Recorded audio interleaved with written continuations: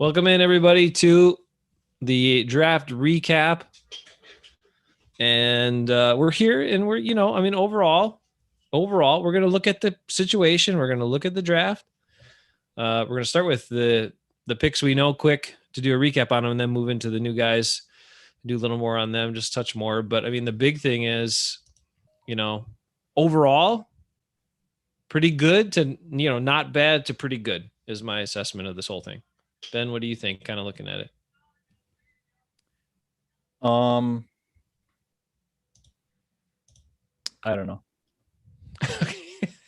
I mean, I didn't want to do this. I'm in a bad mood. Okay. Sorry. I will say this, right?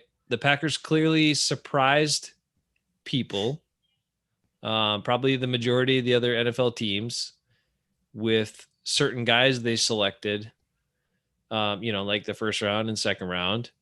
I mean, those guys were not probably on anybody else's boards in those spots.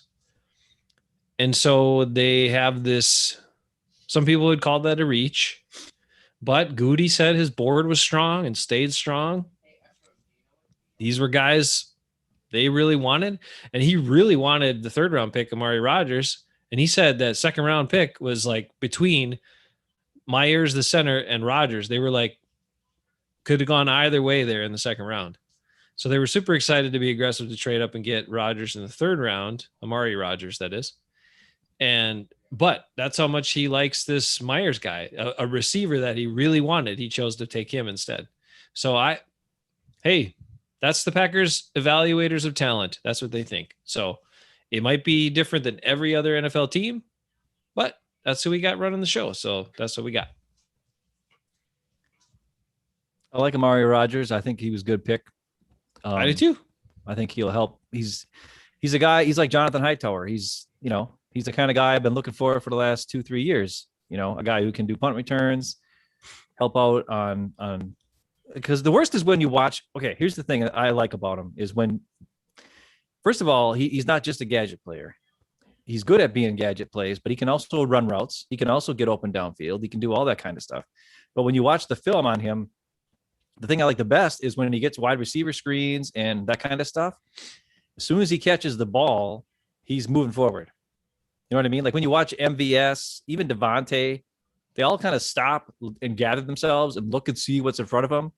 And then try to like move first by that point. And by that point, everybody's running at you already because they're watching the quarterback throw the ball. So they see the ball's going there, and then they start attacking you.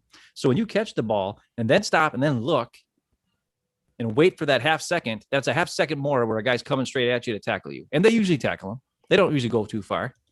But this guy catches it and just goes, and he's quick enough and agile enough that when he sees the opening or sees this guy coming, he jukes and he moves and he runs around and he breaks tackles. That's another thing. He breaks tackles because he's 212 or 200, however, how much he was. I can't remember how much he was. 200 pounds, whatever he is. 198. I can't remember exactly what. No, he's 212. Yeah, he's like 212. There you go. Yeah. He's 5'9", 212 or 5'10", 212. He's a solid dude. Mm-hmm. So little corners on the outside who are looking, to stop the wide receiver screen, he runs right through them. We haven't had a guy who can break tackles. Even I can't even remember a guy who can break tackles at wide receiver. Well, we said the other day, James Jones was probably the last guy that was actually good at breaking tackles, and he had to be because he wasn't fast. But he, that was the thing. James Jones was a physical receiver, and he could break tackles. It's just that he was really slow. But Jones is like 6'1" and 215. He wasn't 5'10", 215. But in terms of like we've had receivers, that were somewhat elusive in more recent years. But even like Jordy Nelson, right? If he got away from you, okay, he could burn you and run away. But if he had to like break a guy down and try to break a tackle, it wasn't happening. He was probably going down. And that's the truth for the Packers receivers in a very long time. Double D was also pretty good at breaking tackles. Well, and just even though he was skinny, like I don't know how Double D was like the weirdest. Well, because he was skinny, jumpy, shifty guy. He was 6 feet tall. He was. Oh, that's right. He just jumped so high it made me think he was taller. Right. He had crazy jumping. Right. Yeah. The thing Double D would do is he would set guys up and let them just go right past them. Like he could stop on a dime and then go this way and go that way. And that's what allowed him to break tackles. Like it wasn't really a broken tackle. It was a missed tackle where the guy got his hand on him, but it wasn't enough to slow him down.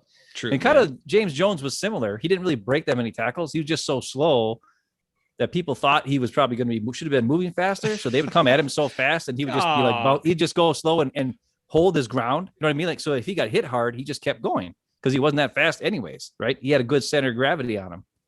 So that's why James Jones was good at breaking tackles. This guy is different. This guy is like a little bit of Donald Drivers and a little bit of James Jones ability. Okay. So I mean, I like him. 3rd round pick. I think that's a great 3rd round pick. Yeah. You know, that's just me. They got a linebacker, you said, in the late rounds, right? Yeah, we'll talk about him. Sold on him. You know, skipping up on that's the only thing I'm super mad about is obviously they didn't take my guy. So it's just it, and they took a corner who can't turn his hips and falls on the ground all the time. Right. I don't know why, and he also holds all the time. So you tell me how I don't care how fast he is. If he holds all the time, falls on the ground and you know, can't turn his hips, doesn't sound like a very good corner to me, but we'll see. He's fast. They, I think if I recall some of the statements from the general manager currently, he said, that he has the size we like. He also said, which they get so caught up on that. Hey, Balaz is here. Hey, how you doing? He says, good evening. How you doing? Right before sleep, he's catching us. Hey, Balaz. Oh, hey, before we finish up on draft picks, since Balaz is actually here, I got to go to his comment here where he professed something, Ben. I don't know if you saw this one. He said his favorite Packer used to be Eddie Lacy before he became Fat Blob. He said he was fun to watch. So Eddie Lacy, rookie year, and maybe half of his second year, I can understand if you enjoyed that. But well, I understand loving a running back because I'm the same way. You are. But I wasn't a Lacy fan that much. He was okay, but I get it, Blas. I understand why you like it. To me, it was interesting because he did run physically, but somehow, he was terrible at converting 3rd and shorts and 4th and shorts. And I was like, what? How are you like, I don't get it. I just didn't get it. But then everybody talked about how physically he ran all the time. And I'm like, well, then why isn't he better in these spots? And I think mostly it was because he just never attacked those plays. And if you putz around in a 3rd and short or 4th and short, when somebody's going to, guys are trying to penetrate the line and script that play, you're toast. And that's what happened to him a lot. And I was disappointed. I was always disappointed by that. But, in terms of ball security, in terms of, some of the things he did, he was fairly good, but it burned out quick and he went down really fast. I don't know what it was, but man, he went down really fast. And when when the news media was reporting that one camp and there were those photos of him and stuff, and it was like, are these doctored? Are these is this really what he looks like right now? Or is somebody, photoshopping some of this stuff? Well, there were reports he was up to like 270.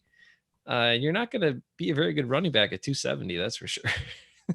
Well, but AJ Dillon at 250 is a little bit different than AD Lacy at 270. Yeah, for sure. AJ Dillon is like a monster at 250, like a muscle bound monster. But he was fine. He did. I understand liking him because he would run through guys and he'd bounce off dudes and he did spin moves and he wasn't terrible. He wasn't terrible. He loved spin move. It was a spin move was his thing. I don't know. It was the circle button or whatever it was. I can't remember. Yeah, that's what he loved to do was spin move. But hey, it was fine. It wasn't the greatest thing in the world, but it wasn't terrible. That's for sure. I will say one more thing. It's odd that he leaves the Packers. He goes 1 year with Seattle, and then no one's ever heard of him again. Right. So I don't know quite what that means. I know running backs don't have long careers, but whatever. The one thing I'll say about him is he did bring me a lot of joy in, I think it was the Cowboys game in 2013 where he helped lead him back in that game and Matt Flynn took over and all that. He played great. He was an integral part to that. And then, of course, the other big fond memory I have of him is on one long run. I think it was against the Arizona Cardinals one year. And he was literally looking, I think he had to run like 60 some yards. And he was, by the time he got to like 50 yards, he was like looking over his shoulder, slowed down so much. and was basically, like wanting someone to tackle him so he could stop running. I swear to God, that's what was going on in his head. Yeah. But nobody got there because guys were blocking, and he actually finished off the run and got a touchdown. But anyway, that was super funny.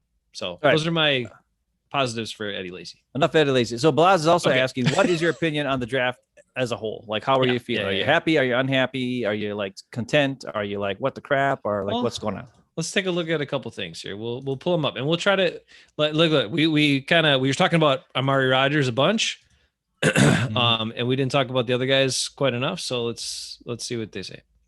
All right. So here's the top 3 picks. Right, we know them. This is credit to Zach Cruz and the Packers Wire, USA Today. I love that center stance right there. That's pretty good. I love when they do that, and they basically like. I don't know. That doesn't sitting on his ankle. Yeah, it doesn't look too safe. It's like he's gonna have a twisted ankle in about a second. I mean, Stokes is a bit of a scratcher, a head scratcher. I mean, it's just the deficiencies in the game. Like, I get the speed's great. The deficiencies in the game. I think he's another guy that has he's very likely to not pan out to be very impactful. Like, he might make some big plays at times, but I see him as being very inconsistent. That's what I'm thinking he will likely be. And that's not helpful as a defensive back who's going to, be having to. And why is he 21? Why didn't they just give him 27? We don't have anybody who's 27 on the team, do we? Well, it just seems odd to me that they would give him 21, because that's 21 is kind of a big number for a corner. Ha-ha number. Yeah, it's also Charles Woodson's number. Oh yeah, it's true. They're trying to get the stink off of it after Haha had it. Maybe I don't know. Yeah, I don't know. But anyway, he's really fast, running in a straight line, doesn't change direction well, and to me, that's later, 4th round pick corner, not a 1st round pick corner. But speed, you can't coach speed, I guess. Okay. He's 22 years old, 6 feet, 194. Ras was 9.37 and 4.2940 was this slower time of the 2 he ran. It just says, he broke up 26 passes. He was 2nd team all SEC. I mean, it's just kind of interesting that at your 1st round pick, you're getting a 2nd team conference guy. I don't know. But maybe they'll, I don't know. Maybe they'll use him as a kick returner too, or maybe they'll use him in special teams as be an impact return guy. Could he be good at that? I know normally your 1st round pick, you wouldn't say would be doing that stuff, but maybe his rookie year and 2nd year, you use him for that stuff. What do you think? Well, I think what they saw was super fast, 4 interceptions and 2 return for touchdowns last year. And that equals points, turnovers, speed.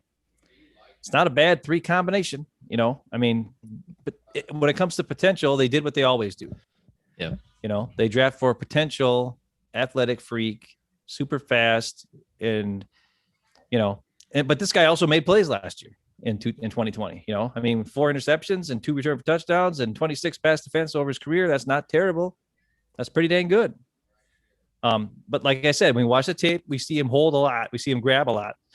We see him get turned around and not being able to flip his hips and stay with the guy. Mm-hmm. So, and sometimes those things can be coached, but a lot of times you need to be able to just be able to just, I don't know, swivel your hips and move with things and kind of like run. Like if you can, the thing about Jair that's so cool that he can do really well is he can like run, like let's say he's running forward, like I'm running forward like this. He can have his body facing this way and still run that way and make a play on the ball. You know what I'm saying? Mm-hmm. It's a different type of, it's like Jordy Nelson when he would go up for a catch on the sideline or whatever. And his legs would be straight, but then his body would be all wacky and, like that. Right. It's the same type of thing. And if you can't do that as a corner, and it's one thing to do if you're staying still, like Jordy could do it staying still, but he couldn't do it when he's running, where Jair can do it as he's running. And that gives you an option of, if you get beat, a lot of times he can make his legs go one way while his torso is going the other way. So he can still keep his eyes on the quarterback and still run with the wide receiver. What this guy reminds me of is Kevin King, who stays back looking at the quarterback, which is great. As long as things stay in front of him, he can adjust and make a play. Now, this guy's got speed, so he can make a play way faster than Kevin King. However, if something gets by him or he can't adjust with the route, that leads to possible big plays downfield. So it's a little tricky. We got to see if they can get that out of him. It's also going to be based on what Joe Barry does with the defense. If this guy's going to be playing off more, awesome. If that's his role, is to play off and attack, when the ball's in the air. Mm-hmm. There's under zone, so he doesn't have to worry as much about a guy running. Like if he runs a 5-yard route, that's not his job. His job is to worry about a 12 to 20-yard route, and then hopefully the defensive line gets there in time. And if the ball's in the air, he can adjust to it, and he's watching his quarterback, and he runs and attacks, and they play a zone that way. Okay, because that's what the Seattle scheme is, right? So if he run the Seattle scheme, he could be a Richard Sherman type guy, except even faster. But Richard Sherman also had super instincts, like he just knew stuff. So from studying tape and from all that other kind of things. So hopefully this guy is smart, and he can adjust and study, and then hopefully through training he can develop some sort of ability to turn his hips and that kind of stuff, and maybe not hold as much.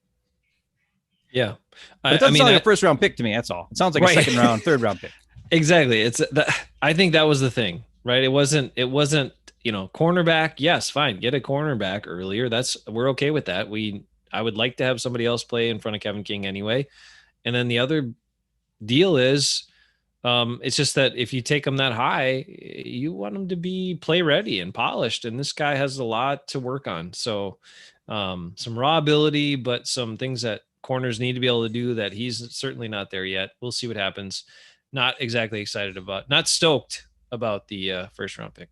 And then people keep bringing up Sam Shields. They keep comparing him to Sam Shields. And that's great. Sam Shields was an undrafted free agent. Yeah. Who they had to train into a corner. This is a first round pick. I mean, he was a wideout too, right? Sam Shields was. Yeah, he was wideout in college. They drafted him and switched him to corner. Yeah. But it's like and probably because he couldn't catch. So they were like, okay, you're fast. You got athletic ability, but you can't catch. So you can't play wide receiver, but maybe we can make you a corner because you're athletic freak. So, whatever. All right. Let's talk about Josh Myers real quick. Do you want more of an overall approach? Blaz, I'd say overall, the whole draft, when you look at the full thing, pretty good to, not bad to pretty good, but I'm not super over the moon about it. And it's certainly better than last year. So that's what I think it's way better than last year. Better than his first year. I mean, he had Jair and what else? I don't know. I mean, it's certainly better than some Packer drafts. That's for sure. Well, it's better than almost every Ted Thompson draft over the last 5 years that Ted Thompson was GM. I could say that. That's for sure. Right. So if you compare it that way, it's probably a top 2-3 draft in the last 10 years. So that's positive. I mean, this is a positive draft, 100%, I would say. I don't think they took the right guys at times, but I don't think the talent's not there. I think there's a chance that they could actually all have, 3 or 4, maybe even 5 contributors to this team when it comes to not starting for all 5, but playing a special teams role and doing something like that. Why'd you take that away? I like that because we can see what the heck's going on. I don't know all these guys. I'm sorry. All right, I'll bring it back. I thought you were gonna go somewhere else or go on for a little bit. All right. So Josh Myers here. I mean, again, it was surprising a bit because, Creed Humphrey was there, who people talked about a lot. Although I have a point on him that I found out afterwards. And then, of course, my guy, Quinn Miners, that I was really hoping. Good Miners. I was really hoping they were going to grab him. But, 62 might have been a little high. But still, I just wanted that guy to be a Packer, man. I watched his interview yesterday with the Denver Reporter. Did you? Like a face-to-face interview with the Denver Reporter on YouTube. Yeah. He's pumped, man. He's excited to be a Bronco. That's the other thing. He's a dude that's going to work his butt. Like, he's so excited about the opportunity. He's going to work hard. And he plays that way, I think all these guys are going to be excited. I mean, come on. I hope so. But I mean, you know how it goes. You got to have guys that are at that next level to really get the most out of them. And it goes, that's why he's a finisher. Because that's who he is, It's like some of these guys, it's like, okay, I'm going to do my job for a little bit. And then once the play is kind of past me or looks like it's past me, then I'll just back off. But he wants to bury his guy every play. And that's the kind of offensive lineman I want. Now, Josh Myers, and then as far as Humphrey went, because that was really surprising. And I reacted to it that night too. And the Chiefs scooped him up right after it was like, hey, the Packers took Josh Myers. Pick was in for the Chiefs, like almost instantaneously.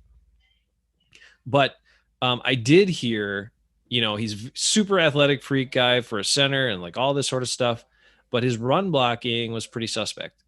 So Well, that could have been a major issue for, the Packers wanted to go for Myers and they felt he was just more well-rounded and complete. And the other key piece, Ben, that came up again. They really like the person. And Goody even said that too. Like he likes even more than the players and blah, blah, blah. He really likes the people they added to the Packer family. That's where we get to one of the Hafeman brother debates where we debated, do we want Packer nice guys or do we need some tough, mean suckers in here? And we drafted a bunch of Packer nice guys. It seems like every single one of them is a Packer nice guy again, which is fine. But I mean, I like a dog. I like a guy like Mike Daniels who'll smack you in the face. I like Quinn Miners, who's going to smack you and hit you after the whistle. I like Landon Dickerson, who's going to smack you after the whistle. He was gone long before we could take him. I watched the tape on Josh Myers. Probably. Hey, I watched the game on Josh Myers. I watched the entire game. Okay. In this game, what he showed to me is very good pass protector at center. Okay. Like very good. Very seldom does he let a guy get through. Run defense, yikes.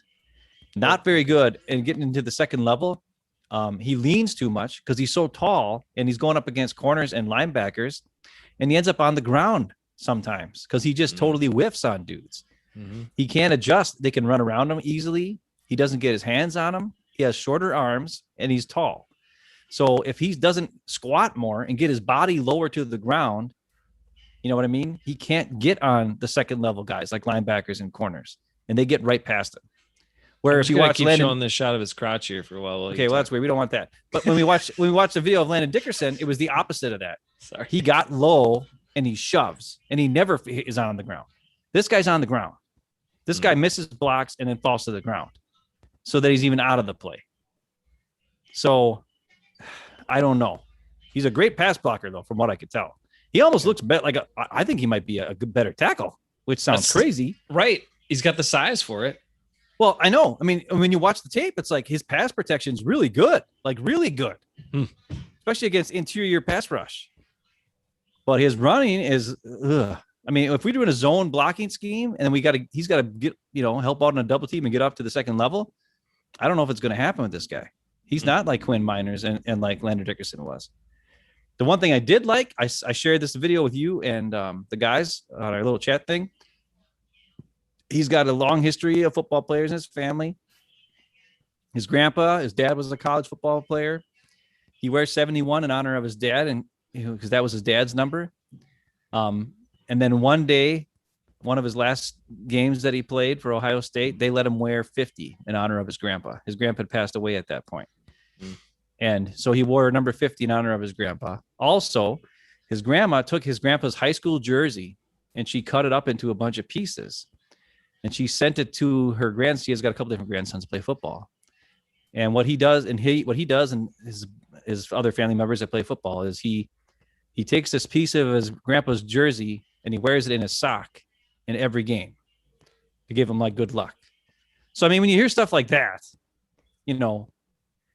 this is a Packer good guy, fans can get around type of guy. I mean, this is easily a Packer guy. Like this is 100%.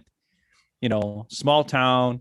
That's where he comes from. Like, I can't remember what it was. It was like Miami or Miami town, or I can't remember what it says. It probably says on here what his hometown was. But anyways, just a good guy, and it seems like a really good pass protector. But now the other thing, the video I watched was from 2019 game against Clemson. So maybe over the last year, like in 2020 when he played, I don't know how many games Ohio State played last year. Maybe he got better in the running game. Maybe he got a little bit better with his pad level and all that kind of stuff. So that could have, his play could have increased in that point. But he's young. He's 22. So, he's got a chance to really develop. But I think his pass blocking skills are there now. And he's just a great guy. So I think it's not a terrible pick in the second round, especially late second round. I mean, it's practically a third round pick. So, hey, that's pretty good. Yeah, I think we're all really hoping though they were going to package something up and move up and try to get JOK since he was falling in the 50s and stuff. I'll tell you, but I mean, the Browns, I looked at the Browns draft and they killed it, dude. Yeah. They got Greg Newsome in round 1 and JOK in round 2. And they got a couple other guys later on and just like, dang. Like there's a couple teams that just like they took all these guys, and I'm like, how did they get that guy in the 4th round? Like it was just. But I mean, the Browns got a lot of players, man. A lot of playmakers. It's just crazy. Hey, you gotta. I mean, we'll see. You know, it's always a crapshoot, and I just hope that this guy can be a really good player, solid starter. I mean, the other thing, and I will point this out as well, because I was wondering about that. You know, and that's kind of where they probably discredited Miners a little bit. Is the Packers have shown, and Goody mentioned something about, you know, playing at a big school. And I think some reporter even asked him about that, about a guy who played at a big school in a prime program, and a guy like that stepping in to start right away. Does that make them more ready for it, and blah, blah, blah. And he did say stuff about how, you know, that matters to them. Whether if guy plays at a big time program, they feel that, you know, that's a factor for the Packers, especially in their early picks. No, you know, later on in drafts and stuff like that, they'll take some of these smaller school guys and stuff.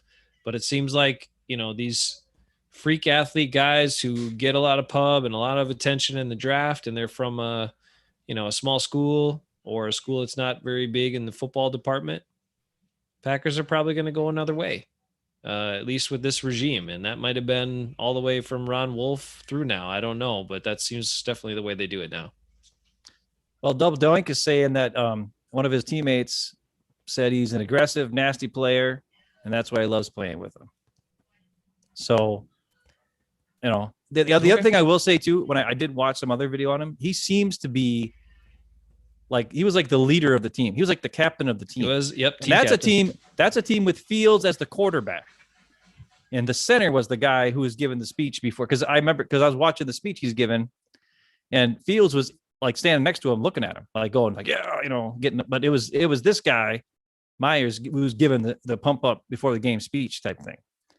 So he is a captain of the team, possibly the captain of the team over the quarterback even, which means, hey, he's a leader, you know. And if your center is a leader, that's a key. I mean, that's different than, like, I don't know if Corey Linsley was a captain when he went to Ohio State, but he was more of a quiet guy, not much of you know, he didn't say a whole lot. He just kind of did his job, and he was a good leader, but within the group maybe. But this guy could be a leader throughout the whole team. It could be exactly what Jordan Love could use when he gets in there, as a guy at center who already is kind of, you know, got the respect of his teammates and that kind of thing. And we can work with that guy on a one-on-one basis to help him also develop some leadership skills, you know. But it all depends. You know, I mean, obviously right now Bakhtiari is the leader of that offensive line, and there's no doubt about that. But he's kind of a little bit of a goofy guy, and, you know, crazy and stuff. And it's a little bit different, you know, personality than what this guy has. He might be aggressive and nasty, but I can tell you right now, he's also very humble and respectful. And I think that's why he gets respect from his teammates on his team. So, I mean, don't get me wrong, I'm not saying he's bad. I would have rather had Landon Dickerson, but this guy seems a lot like Landon Dickerson, maybe just not quite the athlete, you know, not quite the ability to get to that second level and sustain blocks down low, you know, or in that, whatever, with linebackers. He needs to drop his hips a little bit, drop his pad level, so he can get a hand on those littler guys, because he just seems to miss them. They did also comment specifically on his smarts. They felt he was really smart as well. And that's super important as a center. You know, you're making the line calls. You got to be in sync with the quarterback. You got to be in sync with lots of stuff. So, you know, I mean, that factors in as well. Hopefully that gives him an edge. But yeah, he's a lot bigger than centers the Packers have had in a while, especially taller. I mean, so much taller than most of the centers they've had in the last handful of years. And most of those guys have been around, you know, 6'3", 6'2", maybe they get close to 6'4", but most of them are in that 6'3", 6'2" area. Corey asks, can he step in? Hey, Corey, how you doing? Step in and start effectively at center. How is he at blitz pickup? I mean, I think he'll be fine. And yeah, he can, of course he can step in and start at center, because they don't really have a center. So yeah. I think he's pretty good at blitz pickup. I from what I saw, his pass protection's good. I would say the only time I saw him get kind of beat, he's not great when it's like a really fast blitzer. Like if it's an inside linebacker that blitzes, that's quicker guy, or like a safety or something, sometimes he has to reach on it if he doesn't get his base set. It's all based on what his teammates are doing around him too. You know what I mean? Like if there's room for a guy to squeeze through, he might have an issue. You know, like if he has to go all because the guard end up getting pulled way over here to go with the stunt, and then this guy comes around, you know, he can catch that no problem. But if the guard goes over and the stunt comes from the other side and he's not expecting that, he can sometimes reach and not get there. Because I did see a whole lot of Justin Fields running around in this game. I just watched one game, so this is just one game, and it was against Clemson because it was a big school. So I wanted to say, okay, what happens when they play against? Plus, it also had Amari Rogers on there, so I got to see some of that. So, you know, it's just, and it was from 2019, so it's, you know, a year older. It's not like I'm watching everything. I don't have time for that crap. I got stuff to going on. But it was just a few things I saw that made me say, hey, I mean, he's got talent. He's got all the things that I think a good starting center could do. And as a second round pick, if he's not the starting center, something's wrong. We drafted him in the second round to start at center. Let's go. I mean, Elton Jenkins came in, started because of Lane Taylor's injury 2 seasons ago. But this guy's got no injury in front of him. He's got an empty slot. So he should be able to start and play. And if he doesn't, if he's not the starter and week 1, we know something went wrong. He's not nearly worth a second round pick, and they got issues. Right. Yeah, I agree. He's got to start. Hopefully that all works out. Let's take a look. So third round, we already talked about Rogers. We talked about, Milo Rogers. We're good with him. We like him. It's a good pick. The Packers really wanted him. And you know, they almost drafted him at 62 and then didn't. And now they're, you know, they got him in the third round though. They did move up to get him, but let's get back to him here. Oh, sorry. I scrolled too fast. 5'9", 212, again, 21. So the Packers sticking with younger guys. They like a lot of younger guys. You know, an okay 40-yard dash, but you know, that's not really his game. Yeah, we're not worried about that. We're not worried about him being a burner, stretching the field. We're worrying about him being shifty, breaking tackles, catching the ball. And it's interesting that he's used a lot of way. It's interesting. His relative athletic score is a 5.37 because that's close to what Micah Hyde's 4.9 or whatever 4.7 was. And he reminds me of like the Micah Hyde on offense. You know what I mean? Like a guy who he's not a burner. He's not the size that you normally see at wide receiver. He's not, you know, same thing. Micah Hyde is not, he wasn't really a corner. He wasn't really a safety. He was just a football player. He was just a guy who made plays on defense and did things. And he was a punt returner too. Oh, what a coinkydink. This guy's an offensive version of that. He just makes plays and he's a punt returner too. And he's just a football player. He's the offensive Micah Hyde. So if that's what he is, heck yeah, let's take him. He sounds like a winner to me. I think he gets on the field in a number of ways right away and contributes in his rookie year for sure. So I like him. It was a good pick. Okay, this guy I don't know much about, Royce Newman, but the Packers did this again. 3 O-linemen last year, loaded up on O-linemen this year again, 3 more. So I don't know what that tells you other than maybe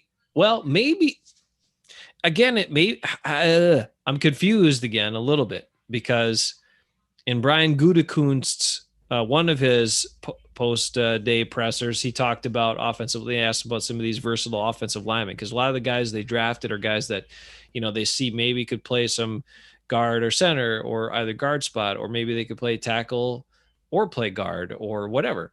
And this so guy doesn't look like a guard to me. No, he doesn't, but his legs are way too skinny. He looks like a tackle to me. I don't know much about him. Anybody knows a lot about him, let us know. But I will say this. They mentioned that and then what happened was Gutekunst talked about the flexibility and they said, oh, that flexibility in the line really helped you out last year, blah, blah, blah. And he went out and said by name, yeah, it's great to have guys like Elton Jenkins and Billy Turner, you know, guys that could be so flexible and help us out and blah, blah, blah. Now, the one hope I was having when I saw these offensive linemen drafted was the Packers were finally like, whoop, maybe this is our way we can get rid of Billy Turner because we got all these other dudes who could maybe step in and play the same role, but are younger and could turn out to be better and might hold their blocks longer than 1 second.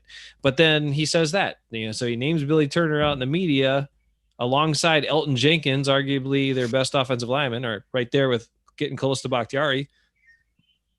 At least as far as guard, you know, him at a guard is almost at the level as Bakhtiari was at a tackle, and certainly ahead of where Bakhtiari was when he was a first and second year player.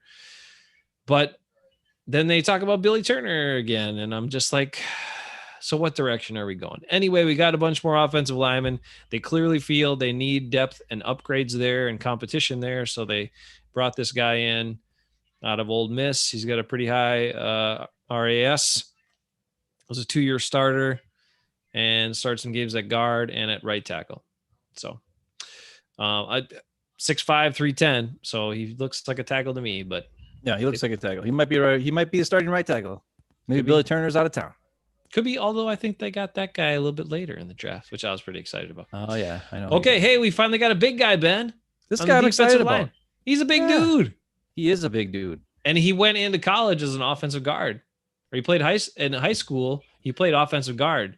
And then he was like a high recruit at old guard. And he wanted to play defense, or he decided to switch to the defensive line. And yeah, here he is, 330, 6'4", 330. He's a big guy. Can help out in the middle.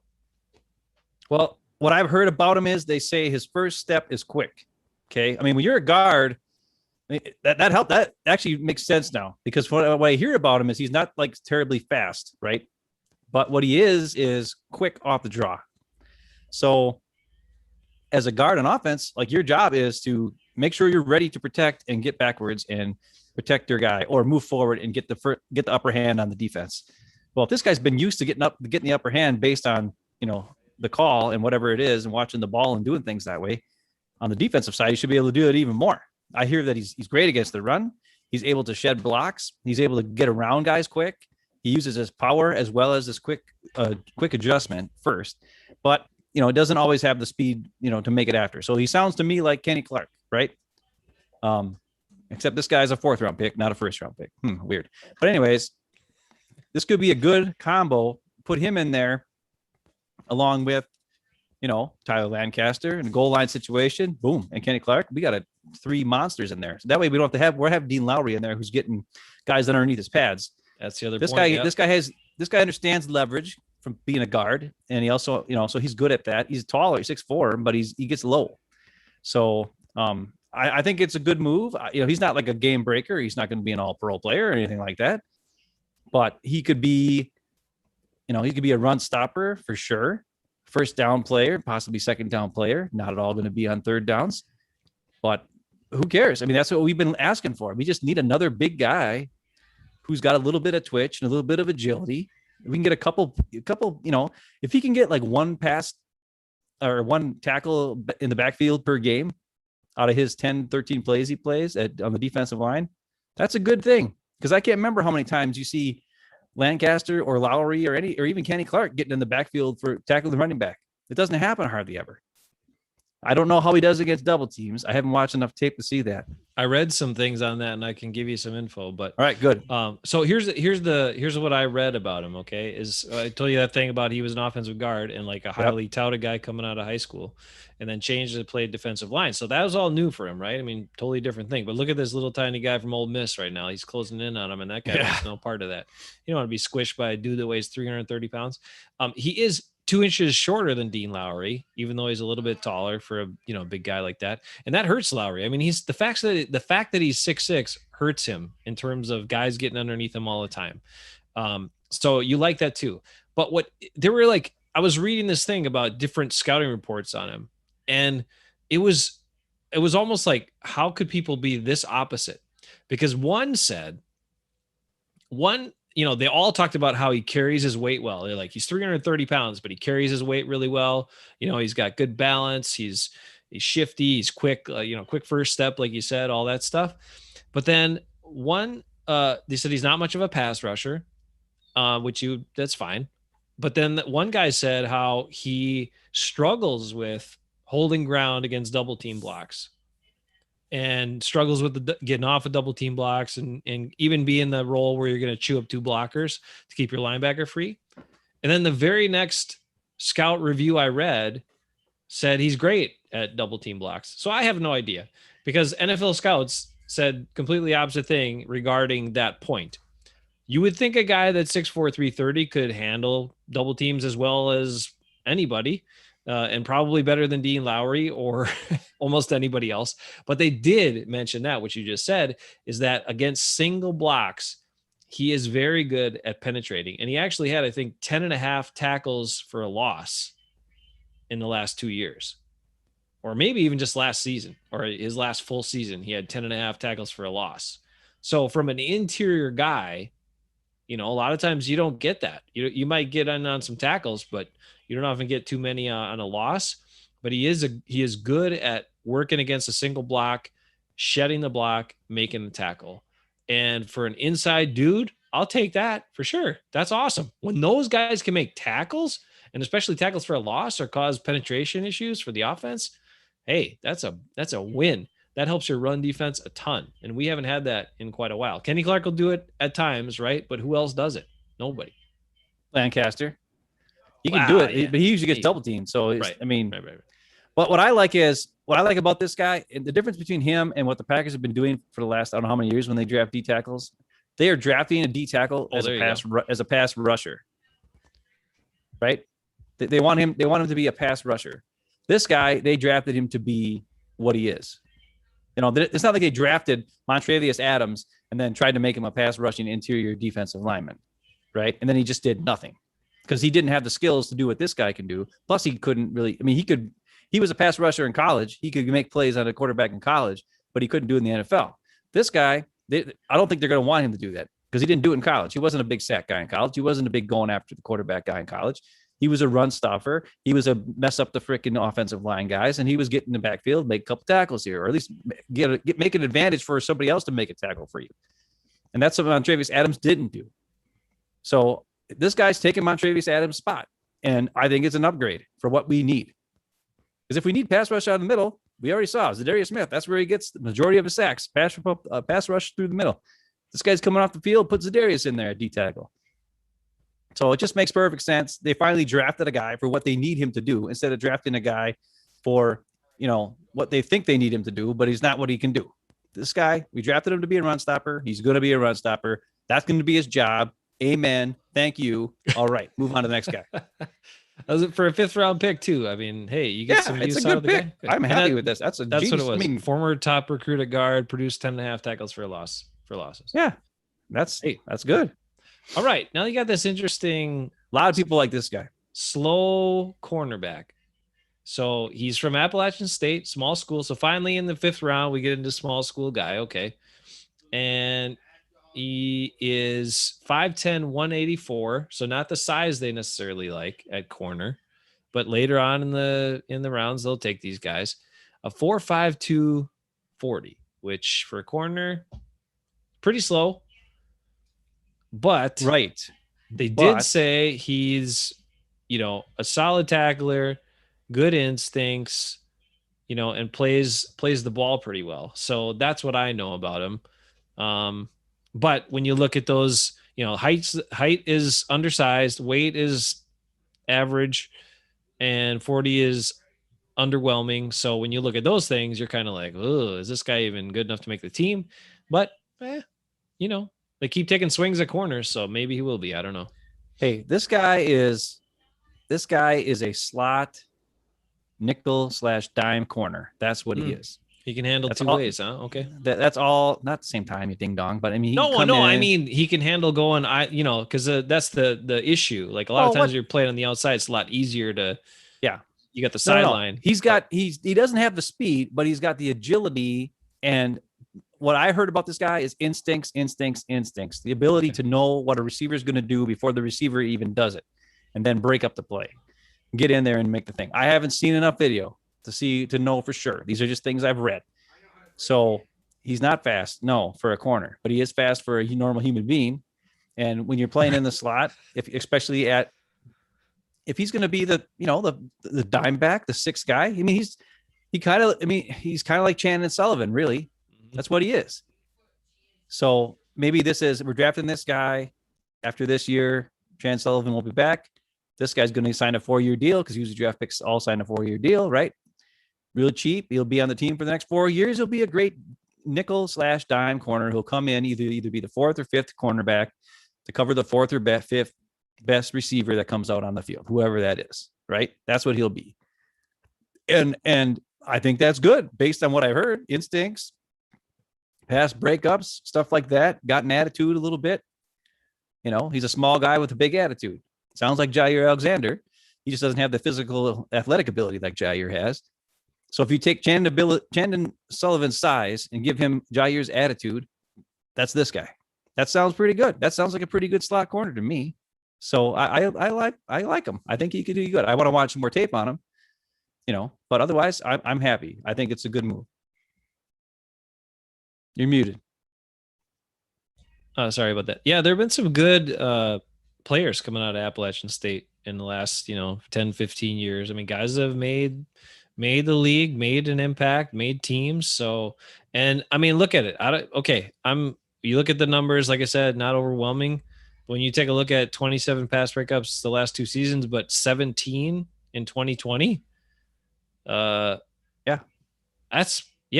means he's around the ball and he's making play. I mean, if he was so slow that people were getting away from him, he couldn't break up all those passes. So yeah, it sounds like an intriguing prospect for sure. Right. I mean, he might be like, once the ball is caught, if he's not there, he might not be able to catch the guy. Okay. He might be too slow that way. But as far as a guy who can, like I said, instincts, adjusting, knowing what the receiver is going to run before he even runs it, and then breaking the play up. Or maybe he's got eyes on the quarterback and he just knows what's going on. He looks like a twitchy hip guy. He looks like a guy who can adjust his hips and the routes, based on the route the receiver's running. That's what he looks like to me. And that's awesome. That's what the slot corner does. That's what we can use. All right. Okay. Hometown boy from Swamico. There you go. Big story there. I called for it. I was hoping. I didn't think he would go fall all the way to pick 214, but he did. And the Packers decided to give the hometown kid a shot. So, I mean, I know he started a bunch of games for the Badgers. I know he was one of the top-rated tackles. I forget. He got one of the highest PFF grades. I think it was maybe in 2019, not this year. And he's just, I mean, he's super excited. Obviously, he's like over the moon. Packers are his favorite team, his hometown team. Parents live 10 minutes away from Lambeau. I mean, come on. This is a story and a guy you can get behind. You hope he gets a chance and he can make the team. And then who knows? Maybe he's your starting right tackle. I don't even know, but I like him. Well, what you said, it's interesting because how many games did the Badgers even play this past year in 2020? I mean, the Big Ten wasn't playing much. You got to think these guys, like, were they even working out? Were they even like how can he come in, especially for offensive line? That's got to be the hardest position to play when you've got no camp, no organized team activities. You're not even probably the guys aren't even in school half the time. They're probably doing Zoom. I don't even know what college was like this last year, but then you got to come in and show up and play football all of a sudden when they decide to play football again. I could see how his rating goes down a little bit in this year. But what it did say on the PFF grade, they said he was the 9th best graded offensive tackle in this year's class based on last year's performance, or 2020 performance. So he didn't go 9th. He wasn't the 9th offensive lineman drafted. I can tell you, or not offensive tackle drafted. There were 9 guys drafted in the first 2 rounds alone, I think, or more than that. So, I mean, he's got the skills. Of course, all Packer fans are going to love him because he's from Wisconsin. He's from Green Bay area. Everybody's like, holy crap. I mean, it's everybody's dream. It's my dream. It's your dream to grow up, play for the Packers. Even just him, the first time he wears that uniform, he's probably going to cry. He's probably going to be like, holy crap. You look in the mirror and just be like, wow, this is awesome. I can't believe it. And hopefully, that'll give him a chance. They'll give him a chance. We know their history with Wisconsin players. Sometimes they're just like, see ya. They don't even care, or they don't even draft you, TJ Watt, but they, whatever. But we have also had, for every TJ Watt and for every Vince Beagle who they had, but then they said, you suck, see ya. You got Mark Tauscher. Mark Tauscher came in, 7th round pick, starter for 10 years, and a very good starter for 10 years. Not a Pro Bowler, but a top 20, top 15 tackle, or at least right tackle in the NFL for 10 years straight.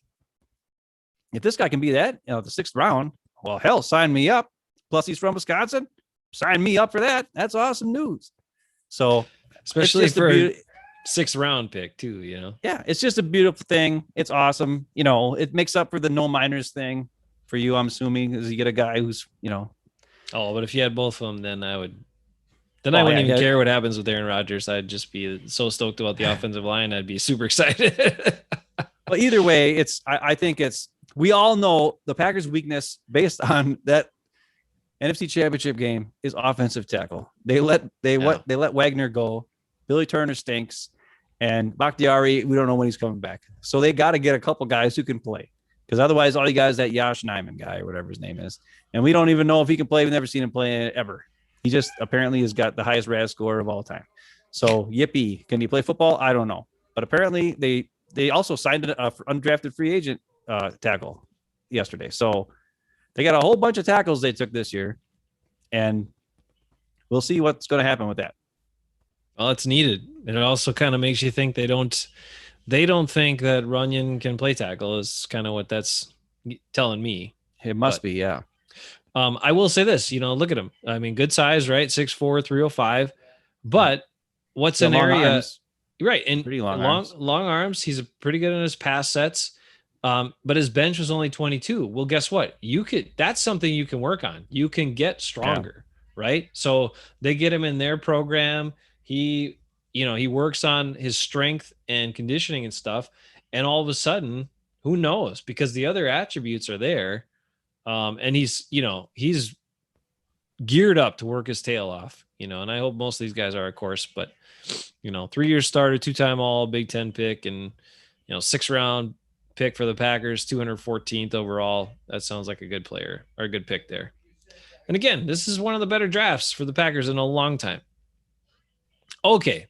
This guy, when I first saw that they finally took a linebacker, and I was like, in BC, okay, because we got a couple of good guys. That's what I was going to say. One of the best Packers out of BC. My favorite Packer quarterback of all time, Matt Hasselbeck. Yeah. Boston College. And you look at this dude and you're like, okay, Isaiah McDuffie. Hey, looks pretty good, right? He's 6'1", 227, a little undersized, 4.58 in the 40, which is pretty fast. He's not Ty Summers, but he's pretty fast. No, pretty fast. He's only 21. And AJ Dillon was like super excited, right? Because they were teammates last year, and he texted him right away, and he was talking about that. And, he's like, let me know when you get here. And so AJ Dillon's all excited to have him on the team. And I was excited. Now, I think he can be a special teams guy for sure, but I was kind of hopeful that he could also contribute as a linebacker. And you can watch his highlights, and you're like, oh, yeah, he looks pretty good. But if you go to YouTube, and I'm not going to show it now because we've been going on a while, we don't want this to go on forever. But if you go to YouTube and you look up Isaiah McDuffie versus Notre Dame, there's a bunch of plays from that game. And unfortunately, what I saw as a linebacker is he looked a step slow in terms of his recognition and attacking on a bunch of plays. And this was from 2020. This is a 2020 game. And then the other thing is, I mean, he's a good tackler. He's a good tackler. JOK on the other side destroying everybody, and you were like, "Wow." No, I was just watching him because they signal him out. All right. But I was like, I mean, he's a good tackler, and I'll give him that. And so a guy that can tackle, yes, we need more guys that can tackle. But I have concerns that he's going to get to plays. He's, and it's not his speed, right? Because he runs in a straight line at a 4.58. So it's kind of just a hesitation, kind of like a step slow. And maybe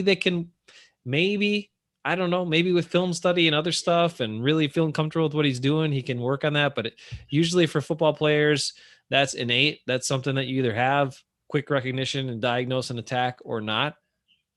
But who knows? Maybe Joe Barry, he's a linebacker guy. Maybe he can really polish this guy up where he can make an impact. I don't know. The things I saw was he had an issue getting off blocks sometimes, but he does attack against the run. He does good as far as making plays when he does get there. Like, he doesn't usually miss tackles. Right. His biggest weakness that I saw was, they said, is pass coverage ability, not the best. So I don't know what that means. I don't know if he wasn't asked to do it very much, if he was just kind of, I mean, Boston College, an offense, when they had AJ Dillon, they just ran. I don't know what they did otherwise, but you're going to show some film, that's good. But they say that his pass is, I don't know if it's zone coverage or his man coverage or whatever he's doing back there, is not, he needs improvement on for sure. I will show a few plays because you can see it within the first handful of plays here. And it's just, as a linebacker, he needs he needs a lot of work in order to make an impact as a linebacker, I think. But let's just kind of watch. He's circled out here. Kind of watch how slow he was to kind of even see that guy in front of him. They circle him every time here. Now this is a run play. He kind of gets caught up in the wash there, and he gets in on the tackle, but he should have ran around and killed that gap is what he should have done. Right. He's already undersized. So if you're a little smaller, you can't let those big guys get to you, I mean, see how the guy just slow. I mean, he got in on the tackle eventually, but it was 20 yards downfield. That's the AJ Hawk. We don't need that. So, and here's a pass, pass to this young tight end, and he got him eventually, but again, he couldn't quite get there. So I don't know how his 40 time was so good because he doesn't play that. It doesn't look that fast against top-notch competition here. He is a pretty good pass rusher, though. He's a pretty good pass rusher from some of the stuff I've seen. Let's see. There's another play, too, where he just gets blown. I mean, he just gets his butt kicked by a guard because the offensive lineman got on him and he just got smoked. Well, I think let's face it, 6th-round pick, he's going to be a special teams player. Right. And I think that's what Brian Gutekunst even said after the draft. He was like, well, these are guys we're looking at as special teams guys. See, and there's one where he probably had flat coverage. You know what I mean? There's one where he's got flat coverage here and he just doesn't recognize too late and he's trailing the guy, and that's. Let's see. Is this? Oh yeah, that was the bad one. I was like, "Who's this guy blocking him? Some tight end." I mean, just blew him up. So is that Tommy Tremble or whatever? No, I think Tremble was the 87. Oh, okay, maybe not though. Maybe he was 11. I don't know Notre Dame very well. See, and even there, like the quarterback. I mean, he barely gets there. Anyway, okay. I don't want to hammer on the guy. He's a 6th-round pick for a reason, and there he is. Yeah, I mean. Yeah, right. And Notre Dame was number 2 overall on that video. And Boston College is probably not even got 6 wins, or you know what I mean. So, I mean, that's why I wanted to see him against like really good competition because that's what he's going to face in the NFL, and so that's why I don't think he's certainly ready to make an impact as a linebacker right away. So enough of that. Oh, hey, we got to go back. That's right about Van Lanen. Mom said that he got the call and he almost didn't answer the call because he thought it was a fake call. That's right.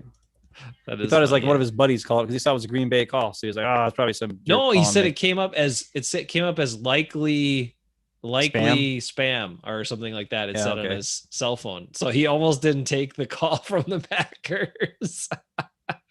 That's hilarious. Yeah, that's hilarious. He's super excited to be a Packer. Come on, you got to root for the kid. Hopefully, he makes a team, and I hope he starts a right tackle in the first game. I think that'd be a stretch, but you never know. And then we got this guy, shifty running back Cat, who I know. This is what this again says to me is, they certainly don't think Dexter Williams is much of anything, who they drafted in the 6th round a few years back. So he's probably not going to be on the team this year. But again, a guy who's not terribly fast, 4.55, okay speed, right? He's a little smaller. Dillon's faster than him. I think he was a touch slower. But anyway, 5'10", 214. So he's definitely smaller. But he's pretty, I mean, 5'10", Look at his guns. Apparently the Packers like running backs with guns. he's basically the same size as Amari Rogers is. But yeah. But he ran a bunch. I mean, he was very productive at Mississippi State, and he caught a bunch of passes too, and only one fumble in his whole career at Mississippi State. So he protects the ball. He's shifty. He takes little choppy steps. Like Scott Garsky. It's such a different running style than Jones, who's got like those long strides and glides. And of course, when he makes a cut, he does the breakdown and then cuts off the outside foot like most humans do, unlike Jones. So it's different to look at, but he's pretty shifty and he avoids tackles pretty well. He can run with power. He's got good enough speed. One thing I liked from watching some film on him was he's very decisive. He doesn't if the hole's there, he doesn't mess around. And I thought that was really good. And I was very impressed with his receiving skills. Like he was catching balls downfield over the shoulder, like stuff receivers would be doing. This guy could do it. So I like him as a prospect to make the team and maybe make an impact. And maybe he can be a return option too. I don't know. Yeah, just because you didn't do it in college doesn't mean you can't do it in the pros. I mean, if you're good at running with the ball in space or with guys all around you, which is what running backs usually are good at, that'd be a good punt returner either way. So it doesn't matter as long as he can catch the punt. That's the only thing. That's the hardest part I think about being a punt returner is for sure. You got to catch the punt when the guys are coming straight at you and you don't know exactly where they are. Where at least at kickoffs, you're going to have at least you're going to catch the ball well before anybody gets to you most of the time. But on punt returns, you're like, I don't know. Maybe a guy's really fast. My guy's Mr. Blocks, and this guy's coming straight for me. I don't know. I got to keep my eye on him and keep my eye on the ball. And sometimes I could see where you just drop it. That's why I always bring this back from years and years back with Mike Holmgren. When he would just take Mike Pryor, the old slow white guy safety, and just put him back to fair catch every single punt because he didn't want any. That was the year before they had Desmond Howard. Because they just wanted to make Holmgren just wanted to make sure that nobody like we didn't screw up the freaking punt return or like fumble the punt because that they had done it a couple times. They're like, okay, that's it. We're done with this. We're putting Mike Pryor back there. He's going to signal for a fair catch and catch the dang ball, and that's all we're doing. And that was what led to them getting Desmond Howard the next year, and then also being the number one special teams unit in the whole NFL, number one defense in the whole NFL that year, and then of course winning the Super Bowl and all that kind of stuff. And of course, Mike Pryor had an interception in the Super Bowl, and I called it. Brendan was there, Brian Brendan. You should know he was sitting next to me, and you and Nico. And when I said, I got a feeling Mike Pryor's going to pick this the next pass off, and then he did. And everybody's like, "Holy crap! How did you know that?" And I was like, "I know Mike Pryor. He's going to pick stuff off." Anyways, back to these other guys. Hey, there you go. Yeah, he could do it. So, yeah, Hill, he's a 7th round pick, 256th overall, and I like him. I mean, I think he's a talented guy who has a really good chance of making this team. I have not felt that way. Remember was that Mays guy? Was he in the draft with Jones and Williams, or was that a different year? He was a 7th rounder. There was a third guy. I don't remember what the heck his name was anymore, but he was, it was all three in the same year. Devontae Mays, I think, and he was out of Utah State, and he was a bigger back, but he wasn't very physical for a big back. And him, I wasn't very excited about. Williams, I wasn't very excited. There are all these these late round backs I didn't see a lot from, but this guy, I think he's got something. And ball security, come on. Ball security. Jamal Williams was on the team for 4 years, mostly because of awesome ball security. So, and he was a good, pass protector and stuff like that. Now, I don't know how much pass protection he's done in college because he was doing a lot of receiving in college. So that could be something that he's got to work on probably a lot. Yeah. But look, we got Dillon in the draft last year. We got Aaron Jones coming back. We're not looking for this guy to be our running back right now, but he could be a guy that, barring injury, helps out and could be a special teams guy, could be a return guy, and might be, I was just they part ways with Williams. They feel good moving forward with him as kind of that third running back guy. So I like to pick. I like to pick here. So that's kind of the scoop. And then they picked up some undrafted free agent guys like this dude right here, right? Christian Uphoff. This guy was supposed to, he had a 5th round grade. I've heard a lot of good things about him. I think he could be our new Raven Green. So you never know. Undrafted guy could be a perfect fit for what we're looking for. He's motivated. He wants to show people he belongs. So that can do a lot for people too. That's for sure. Yeah. All right. I've been sharing all that stuff, so I haven't seen much of the chat. If there's anything going on there, I apologize. But yeah, that's how it all goes. I like these cats overall, and again, I'm not saying it's a great draft in comparison to all the other teams. And because of some of the early picks that the Packers kind of the direction they went. But it was clear that that's how they felt. Those are the players that they valued higher than most people were talking about. And that's fine. Only time will tell about that. And athleticism is not everything, which again is kind of confusing with the Packers because then they take the 1st round corner probably based on what they think about athleticism and certain measurables, but then they like the center who's not as athletic but supposed to be smarter and all. I'm confused, but either way, they're not there. It could be a helpful draft. Helpful draft, I think. Well, Double Doink is kind of saying what we've been saying for 3 years. Weak at linebacker. Yeah. We watched what killed us God, in the JOK, you're playoffs so excited. was linebackers. And,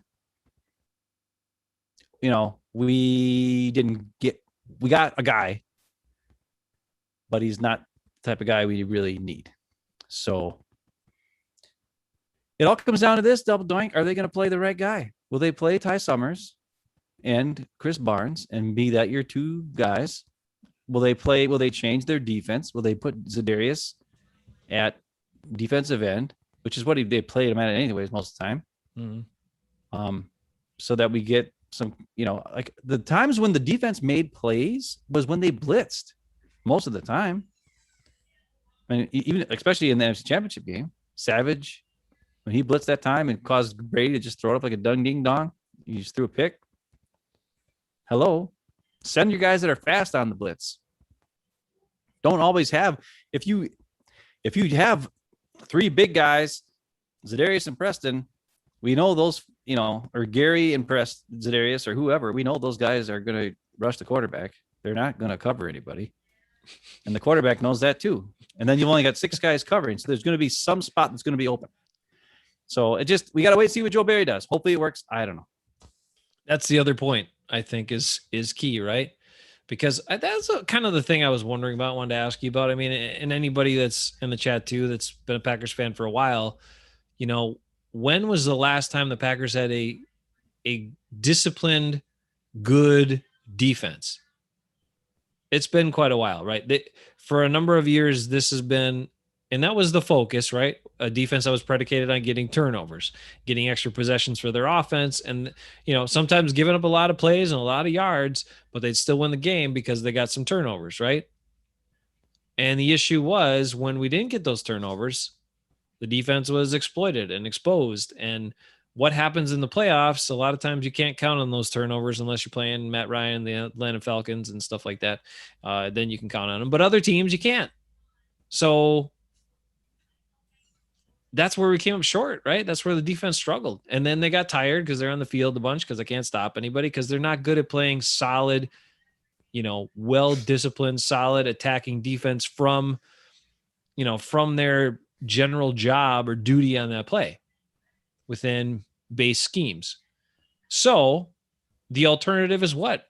Attack. And maybe you're going to get beat. Maybe you're going to give up a big play, but you're going to make some big plays too. And you're going to get some turnovers. That's the thing with this team and with the offense, the way they score points, it's dumb. It's dumb to be just sitting back and let the other team do whatever they want. Yeah. The smarter move is attack, attack, attack. Okay, you get beat once or twice, so you give up 14 points. Yippee skippy, you're going to score 20-some, 30 points a game. What the crap? Go after them. Cause turnovers. You might be able to get the ball more and score even more points. By playing the way Pettin has played the last 2 years, it just leads right into the other team coming back. Because if for some reason the offense can't get it going, you're still playing this, wait and, be passive and react to what the offense is going to do on the other team. No, smack them around, go after them, do stuff. That's what everybody else that's good defense does. The other thing that people don't remember, like, I don't know if anybody remembers this stuff. Like a lot of times if people are saying stuff like, I don't want to get into Rogers too much, but like they're always saying like, oh, Rogers never had any defense, never had any help and blah, blah, blah. And that's true.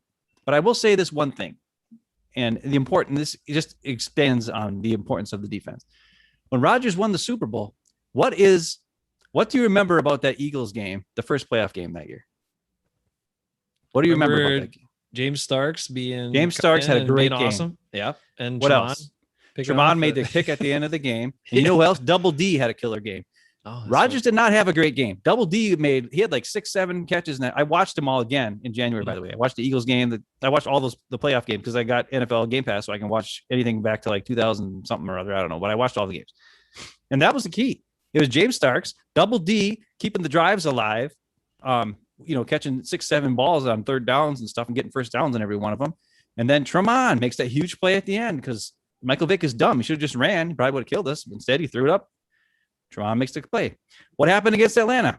Well, Atlanta, Rogers was like insane. Rogers was great. I'm not saying that. Right. But what was the turning point of the game? It was Tremont picking off two times. But the time when he picked him off, you're right. He picked him off in the red zone, And he in picked the him end off zone, and returned it for a touchdown. in the end zone with about a little over 2 minutes to go. Then the team must have got then the offense must have got the ball back. McCarthy must have ran a few times and punted, and then Atlanta got their chance again, and then that's where he had the pick six. I mean, that was within 2.5 game minutes. Jamal Williams made 2 picks that changed the game. And then the Packers got the ball at the start of the second half, and it was over. Yeah. So, but what was the turning point of that game? Tremont in defense and playoffs, or making plays on the ball. And what happened in the Bear game? Rogers wasn't so great. He had a pick. Luckily, he had that shoestring tackle on Urlacher. It could have been really bad news. But who made the play of that game? BJ Raji intercepted and returned a touchdown. I mean, we needed that because we barely won that game. Right. And then we went to the Super Bowl. What happened in that game? We had like 27 drops by the receivers. We needed Nick Collins interception return for a touchdown. We needed Jared Bush interception, which no one saw that coming. We needed that. We needed the Clay Matthews, Ryan Pickett sandwiching Mendenhall, so he fumbles, and then Bishop recovers. We needed, and then Tremont with the breakup at the last play of the game. And we only won that game by 6 points. So we had 3 turnovers and a huge pass breakup at the end of the game just to win that game by 6 points. So what I'm trying to say is defense is what, and then don't forget, we had the number 1 rated defense in 1996-97 when we won that, and the number 1 rated special teams. So as much as we had the all-time quarterbacks of Brett Favre and Aaron Rodgers, the only time we won the Super Bowls was when our defense was the thing that made all the plays to get us there. Was the quarterback need to be good? Yes. Except for in Favre's case, we needed good special teams. We need the quarterback to be good. Because we had Dorsey Levens. Desmond Howard had we had Desmond Howard against the 49ers. We had Dorsey Levens against Carolina. And then we had Desmond Howard again against the Patriots. Plus we had, Drew Brees sucked. So, I mean, when Reggie White, his old butt can sack you 3 times in a row, that's kind of bad. I mean, come on. But anyways, that's the difference. And when you take terrible drafts, which you talked about earlier in the show with Ted Thompson's terrible drafts, over and over and over and over, and you have no talent, and you force everything to try to make your quarterback do it, it doesn't matter who your quarterback is. Aaron Rodgers is one of the best quarterbacks in the NFL forever and ever and ever. He can't win if his guys on defense can't stop anybody or can't cause turnovers, can't do things. And then when you play defense the way you played the last couple of years, where everybody just plays off and guys get interceptions thrown to them and they can't catch them, like Jair and Kevin King, those guys can't catch the ball. As great as Jair is, he doesn't get that many picks. He gets his hands on balls, but at least he covers guys, which is great. But those are all things that, what we need is a defense. Okay. I hate everybody to think I'm a Rodgers hater. I am not a Rodgers hater. I'm a Packer fan, and I want to root for a team again. I want to root for, I'm so sick of hearing he just has to do it all himself. I mean, how can he do it? He got to do it all himself. He got to do it. That's all they said about Brett Favre. Brett Favre, you do it by himself. Well, part of that is because Packers draft like crap. I'm sick of it. I want a team. A guy. I love it when Tremont made a play, when BJ Raji makes a play, Nick Collins gets a pick. You got a fumble recovery by Bishop, and then on offense, James Starks comes in and has a great game. Double D is moving the chains. You got James Jones catching balls. You got Jordy Nelson in his first big time making a touchdown on that 3rd and 1 or whatever it was. That's killer awesome stuff. You can root for a bunch of players. You don't have to root for one guy, fans. And that's it goes back to this. Mom and Dad bought us the Packer 1996-97 NFL video thing about what is the run to the Super Bowl and all that kind of stuff, right? And there's a scene in the game, and they're showing defense, and there's an old lady on the sideline. She's like, "Come on, Brett!" And then they show like a Packer defensive play, and it just shows exactly what I'm talking about. People they think that the quarterback is the only thing. Probably not people that watch this show, which is like 12, and those 12 are really good football people who understand stuff. But the majority of fans are just like Aaron Rodgers is, because what all national media says is Aaron Rodgers. They don't give him any help. He got to do it all by himself. It's all you ever hear. It's like, no, he doesn't do it by himself. He had like the 50 freaking touchdowns or whatever last year. And they went to the NFC Championship game. And the year before that, he had 26 touchdowns. And guess what? They went to the NFC Championship game. Hello. Does that mean that Aaron Rodgers has to get 50 touchdowns for them to go to the NFC Championship game? No. They need a good team with a good coach who seems to be able to make some plays every now and again. And that's what they had. 1 year was Aaron Jones. He had 19 touchdowns. He killed everybody. The next year, Rodgers had 50 touchdowns. Aaron Jones' touchdowns were down, but he was still making plays. And MVS showed up and started catching some balls and, of course, dropping some balls, but he had some big plays. Robert Tonyan had 11 touchdowns. Well, yeah, if you take Jimmy Graham out and you put in somebody good, I think Rodgers' numbers are going to get a lot better. Yes. And that's the problem, is when you have the guys that are good on your team, play them. Play them. Ty Summers. Play him. Take Billy Turner out. Take Billy Turner out. Play any one of these guys that we took yesterday and the day before and the day before. I don't even care. Anyone will be better than Billy Turner at tackle. So let's do that. They better keep this guy in. This guy right here. Yeah, they need. Lukey Patrick is one of those guys. I'll tell you this much: there's not a single guy the Packers drafted today that block as long as Lukey Patrick does, or gets on his guy like Lukey Patrick does in space. Lukey Patrick gets to the second level, gets on the guy, and then keeps blocking him more often than not. A lot of these guys that we drafted have an issue with that. I watched some tape on them; they can't do it. Lukey Patrick's better. Billy Turner's not, but Lukey Patrick is better than pretty much every guy we drafted. So if they somehow cut Lukey Patrick for one of these goofballs, that would be the dumbest move in the history of all time. As dumb as letting Lane Taylor go and not signing him back for nothing. They could have had him back. That'll test my Packer fandom right there. Oh, that'll hurt. But you know what? I had a question for you, because that's the thing. Two things quick. So, because a lot of people talking about the linebackers, still lacking the linebackers. All these Packer prognosticators and web media people and other people keep talking about, well, they got two good young linebackers with Kamal Martin and Chris Barnes. And that's all they talk about. And I'm just like, I know. Why is he not even on anyone's radar? Like, I don't understand it. I mean, I know we talked about him a bunch and I don't want to go on about it, but I'm hopeful. I'm holding out a little bit of hope that Joe Barry talks about him. That Joe Barry has been like, sees it and is like, you know what? This, and gets it that Summers is actually the guy that needs to be on the field the most, and that they got to use him. So I'm hoping.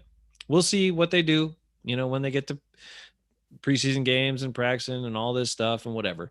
But that's what I'm hoping. So I'm hoping that's why they said, you know what? That's why we're not going to get this JOK guy, because we got this White Lightning guy over here and whatever, So hey, okay. If they didn't draft JOK because they're going to make Ty Summers their on the field all the time linebacker, awesome weapon, and unleash him, I'll still be a little mad, because you could have had them both together. But it's better. I mean, that's the thing. Not JOK could have served the role of Raven Green. Yeah, and play awesome. and be better around the line of scrimmage and just as good in coverage. That's the thing. And that's why he would have been a great pick. But what he can't do is what Ty Summers can do. Ty Summers can get off blocks fast. Ty Summers can outrun guys to the play, which is what JOK can do. Ty Summers can cover pretty good, which is what JOK can do. I don't know if Ty Summers can cover as well in space, but he's dang good at reading stuff and going and making the tackle. Mm-hmm. So, hey, he's got to play. I got a question for you following your what you all talked about defense, because that's the one thing. Like, you pointed that out well, and then people will say, well, the Packers have drafted defense forever and ever and ever, right? With all their high picks, they go defense all the time. 9 out of the last 10 years, defense. The only one time it wasn't was last year when they drafted Jordan Love in the first round. So they're trying to make the defense better, right? So if they're trying and they're spending other capital on defense and signing defensive guys, how did Ted Thompson keep his job? How does Brian Gutekunst keep his job? Like, if they must be just bad. Oh, you want to get into that? No, I'm not even talking about that part. I'm just talking about their inability to evaluate how players work with their defensive system, and or how the players could potentially translate to the NFL. Their inability to get that right has cost them way more Super Bowls in the last, 15 years for sure, but probably 25 years. Well, I'll say this. How does it work? In Ted Thompson's case, you are correct. Okay. I don't think Brian Gutekunst is as bad as Ted Thompson. Like, not even near. I actually think Goody is a pretty good GM. How did Thompson keep the job so long? I don't know. But let's think about this. Jair Alexander. Now that first draft over as a total overall draft, pretty rough. Pretty rough. Like you got Jair, and I don't even remember if anybody else is any good off of that draft. J.K. Scott. Oh, but he's not good either. No, I can't think of any. I mean, there's probably somebody, but Hunter Bradley, long snapper. Okay, no. I mean, because Josh Jackson, we don't know what he is. They never play him. Owen Burks, they never play him. Like they just don't ever play him. Like they must suck. I don't know. But at least Jair's good, right? Yeah. I mean, come on, top 5 corner at least in the league, maybe top 3. I wish he made more plays, impact plays, but yeah. Then the next year, Rashaan Gary, who I think is becoming a pretty dang good. I think he's the best defensive top front 7 player we have. Period. Defensive line linebacker. I don't think there's a linebacker or a defensive lineman who is better than Rashaan Gary on this Packer team as of today. As far as when it comes to hustle, size, tackling, making up stuff, doing crazy stuff, reading the play, hustle. I already said that already. You know what I'm saying? You mean guys that got to be on the field?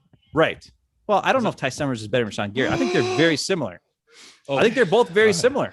Number 12 pick versus 7th round pick. I understand that, but what I'm saying is Rashaan Gary is not a bad pick. Savage, his first year was kind of rough. Last year, he made quite a few plays. He missed a couple times. One time he jumped too early against Tampa Bay, caused the completion. He should have just kept running and then broke up the play, but he tried to jump and he missed it.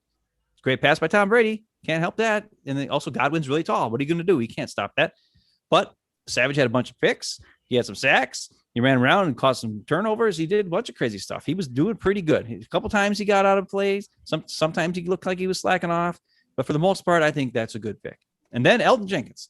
Well, crap, those first 3 picks in 2018, that's pretty dang good. Most GMs are not going to get 3 picks in a row that have all been starting, contributors to the team. Maybe not from the first year, but definitely the next year that they got them. And then there was other guys later on that were pretty good. Okay. And then last year, Jordan Love was a huge mistake. That cost us the chance at the Super Bowl. I don't care what anybody says. Drafting a quarterback in the first round cost the Packers the Super Bowl. Period. End of story. However, we don't know. Jordan Love could be good. Who knows? A.J. Dillon, from what we saw of him when he got the carries, he looked pretty dang good, especially against the Titans. He destroyed them. I'll take that guy. I think Aaron Jones and A.J. Dillon is a scary thing to look at if I'm a defense compared to Aaron Jones and Jamal Williams. I'll tell you that. That's true. So I think that's a good pick. And then who was the third pick? DeGuara. When he was in there at the start of the season, he did pretty good. He's picking up blitzes. He was blocking for the running backs. He was catching balls out of the backfield. He seemed to know what was going on as a rookie to be in there and play as much as he did in the first couple of games before he got hurt. I think that's a good pick too. As well as I think Scott is pretty halfway decent. Runyon Bunyan played pretty damn good. So, and then we look at this draft, other than the first pick, which I'm not a fan of. The rest of it isn't terrible. We'll have to see. We'll have to see if it relates to the field. But I think Goody is doing a good job as GM, and that's why when you hear stuff like you heard yesterday, and it's probably a bunch of crap, but when you hear Rogers says it's either me or Goody, that's a smack. I don't. He already pulled that crap with McCarthy, me or McCarthy. And now he's pulling the meter. You don't know that. Nobody knows. Dude, when a guy throws the ball away as much as he did in 2018, he was deliberately tanking. And you can say that I'm lying. No, he wasn't. He was. I'm going to make a video. McCarthy, I want to make a video of all the times he threw the ball away in 2018. I know he threw it away a bunch of times because he didn't want to throw picks because McCarthy says turnovers are the worst thing ever. Dude, turnover margin was the number one fundamental. Rodgers was listening to McCarthy in the last season. Fundamentals of football, according to Mike McCarthy. Way before that season. Fundamentals. There's no freaking way. According to Mike McCarthy, don't even start. Turnover margin. Winning the turnover battle helps you win more games. Number 1 fundamental of football, Mike McCarthy. Number 2 fundamental of football, win your one-on-one matchups, and my offense works.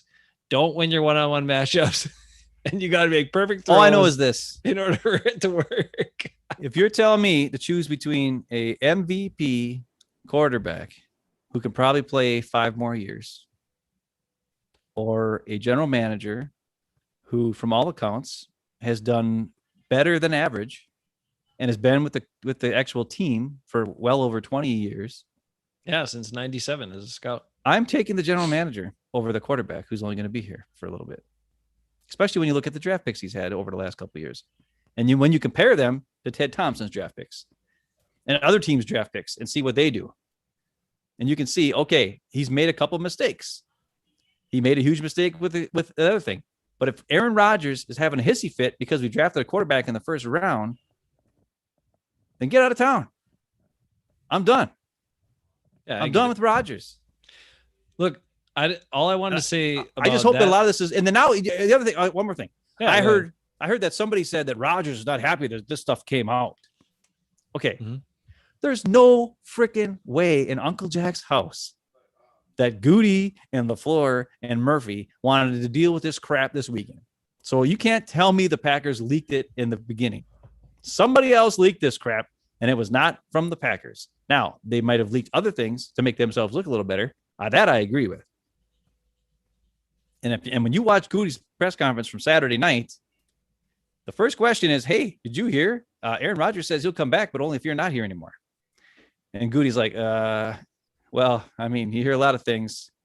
I just know I've been in communications with Aaron for the last couple of months and blah, blah, blah. And I don't feel like that's the case, or some crap like that. But his face, he looked scared. Now, it could have been just because he'd been drafted for 3 days in a row. But this is the thing. Blaz has got to go. I was easy, mad. Blaz is going to sleep. Good night, Blaz. You're the man. He doesn't want to hear about the Rodgers talk. That's okay. And I'm not, listen, I just want people to think about that for a second. Is it worth bringing back a quarterback who could possibly divide the locker room and be difficult to work with and all that kind of stuff, who doesn't have his heart with the team, who's upset? Or is it better to just get some picks and whatever? I don't know. And hand the ball off to Jordan Love, or maybe they sign a guy or whatever. I don't freaking know. Mm-hmm. But I can tell you this much. They got a really good tight end. They got a top 5 running back. Has he signed yet? I know they got the tender on him. They don't have that. They got to sign him back. Yeah. They got, you know what I'm saying? I mean, they got a decent defense nucleus if they can figure out how to play him right. Their offensive line is an issue, but they drafted a bunch of dudes. I mean, is their defense? I don't know. Anyway, you spun off my original question, which was if they've been drafting defense for so many years and getting it wrong all the time, how these guys keep their jobs, and that they're not good at evaluating defensive talent or how it works with their schemes and coaches. Maybe it'll all come together under Joe Barry. That's what we can all hope. That's the only thing we can hope, because we need the defense to be better to win Super Bowls. As far as the Goody and Rogers situation, now, I don't want to say a lot about it. Initially, I was ready to come in here and apologize to Brian Gutekunst and his family, because I don't know for sure anything. I was doing a lot of speculation, a lot of conjecture, a lot of getting my feelings involved, and I want to be more of a professional myself, considering I could one day. Well, I used to be a professional in broadcasting, and maybe I could again. Probably not, but whatever. Anyway, I just didn't want to be hammering on a guy when there's a whole lot of unknowns. And that's what this whole situation is, right? It's a lot of speculation. It's a lot of unknowns. Now, but then I saw some other things, and then I was like, I just don't know what that guy. I just have a really hard time trusting that he is maybe not this master manipulator. But I'm not gonna go there again. One thing I can tell you, Ben, and maybe this is what happened, because it was reported that Aaron Rodgers was really upset, and it didn't come out that he said, fire Goody, or I'm not coming back, until after this other crap got out and he heard that it got out. So maybe it was that it was leaked by somebody, and maybe it was Gutekunst and playing this master manipulator role and trying to play the victim. That's one scenario. I'm going to say that's less likely, but I, many years ago, well, not many, but 5 or so years ago, applied for a job with the Packers, did not get the job, but I kept my Indeed alerts on for Green Bay Packer job openings. And my phone, and I got emails with 4 new openings with the Green Bay Packers all of a sudden, like Friday or Saturday this weekend. So perhaps it's even more likely that somebody in the organization got wind of this stuff and was like, holy crap. Either they couldn't believe it and couldn't help themselves, or they're like, man, if I, maybe I'll make a name for myself by tying in with this reporter. I can get a little something. I don't know. You've been holding off on that for how long? When did this happen? I didn't look at my emails and I was scrolling through. I'm like, what the hell is this? That's some breaking news. This is probably the most important breaking news you've ever had on this show. Indeed tells me there's 4 new job openings with the Green Bay Packers all of a sudden. And I'm like, what? So maybe somebody leaked it and got their asses fired.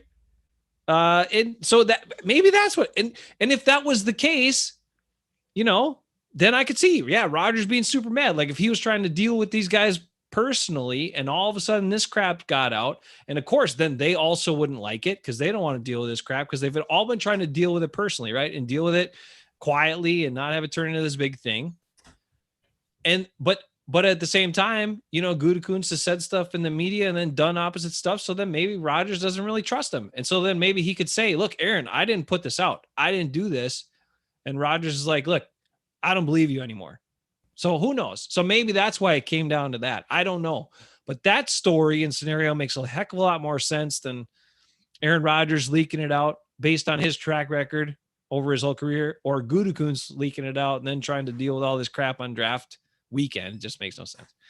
So the only thing that bothers me, job alerts may have explained the whole situation to all of us. That's a huge story, dude.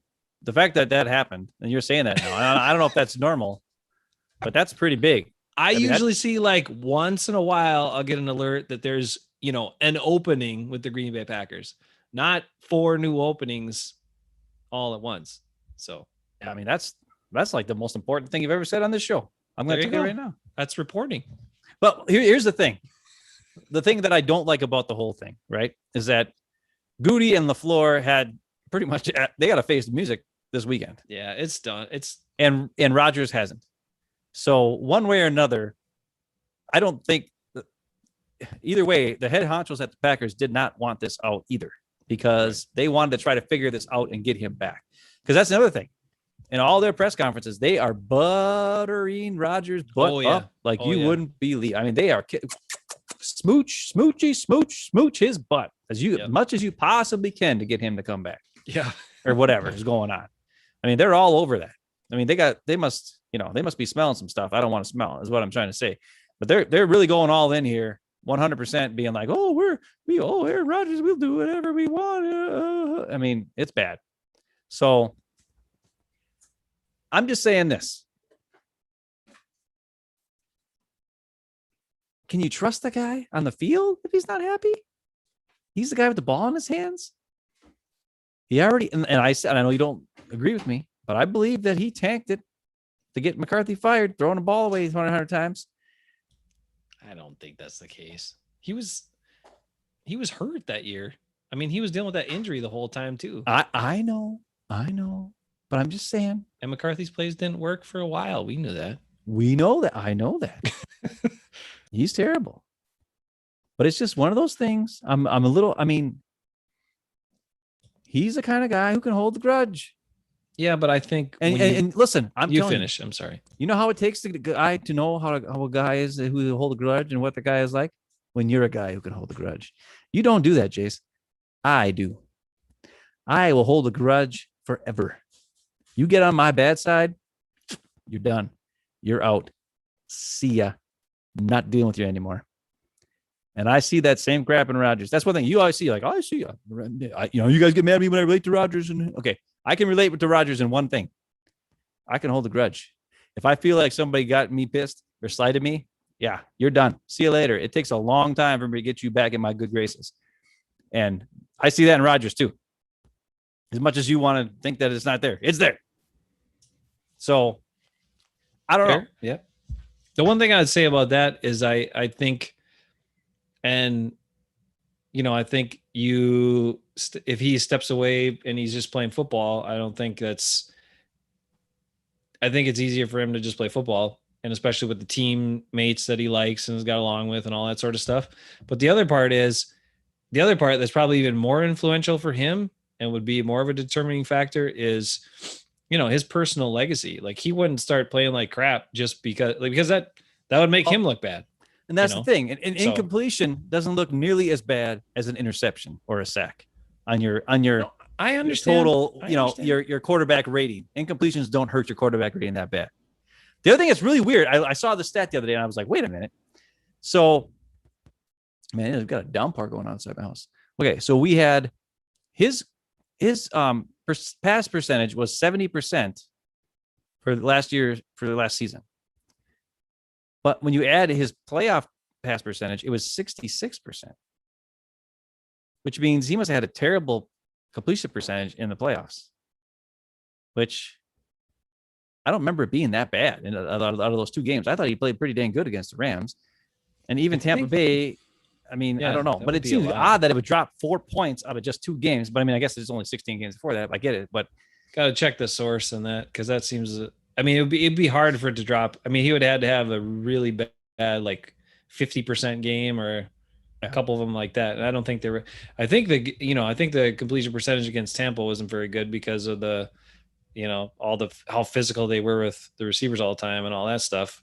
Yeah, they creamed them. But whatever. That's interesting. I have a question for you. Yeah. Okay. Yeah. Well, here's my question. Yeah. Because I did want to say one thing about the situation, though. Okay, we'll do it. Because what I want to say is this.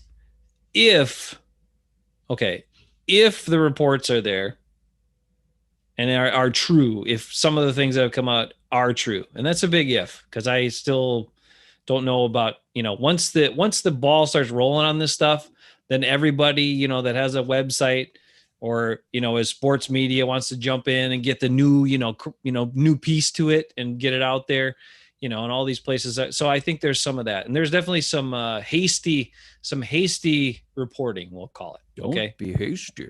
That's right. But so if Aaron Rodgers said that he wants Goody fired or he's not coming back and made that demand, then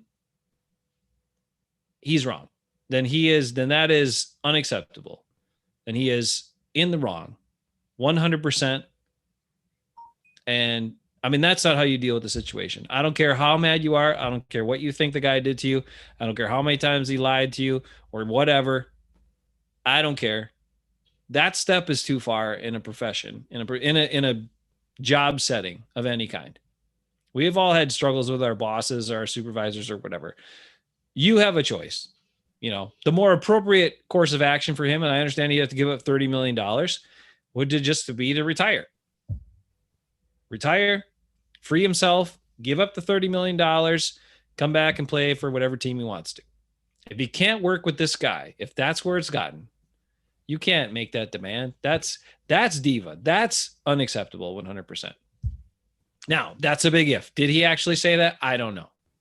He said he's unhappy.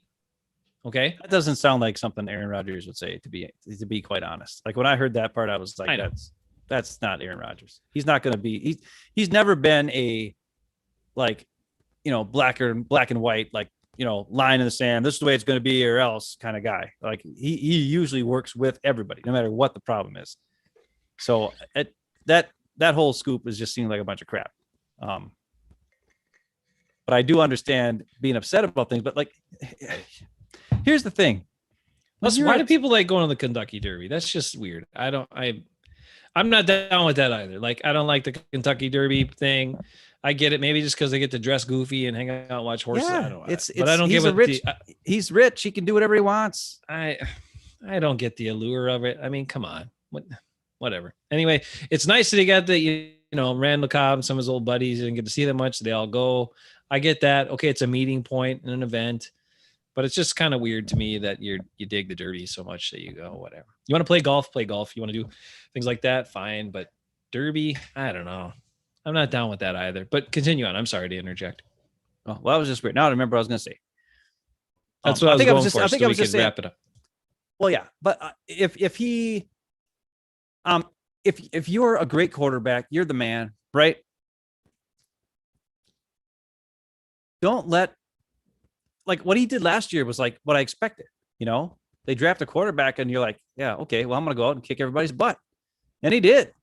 He went out, kicked everybody's butt, won the MVP. Everybody loves him. He's like the greatest thing ever again. Why ruin that? That just doesn't seem like something he would do or be upset about. And then when you find out that guys had to go out there 100 times and try to get him to like not be so upset about it, it's like, dude, you're Aaron Rodgers. How are you so insecure? You're like the man. You just had your best season ever almost. Right. Just freaking suck it up and be the man. Right. Let your play in the field do the talking.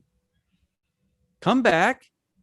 Make them impossible. Like if they don't extend you after, like, let's say he comes back and kicks everybody's butt again. Make them look like freaking morons if they don't extend you. If they try to trade you and cut you after you do it again 2 years in a row.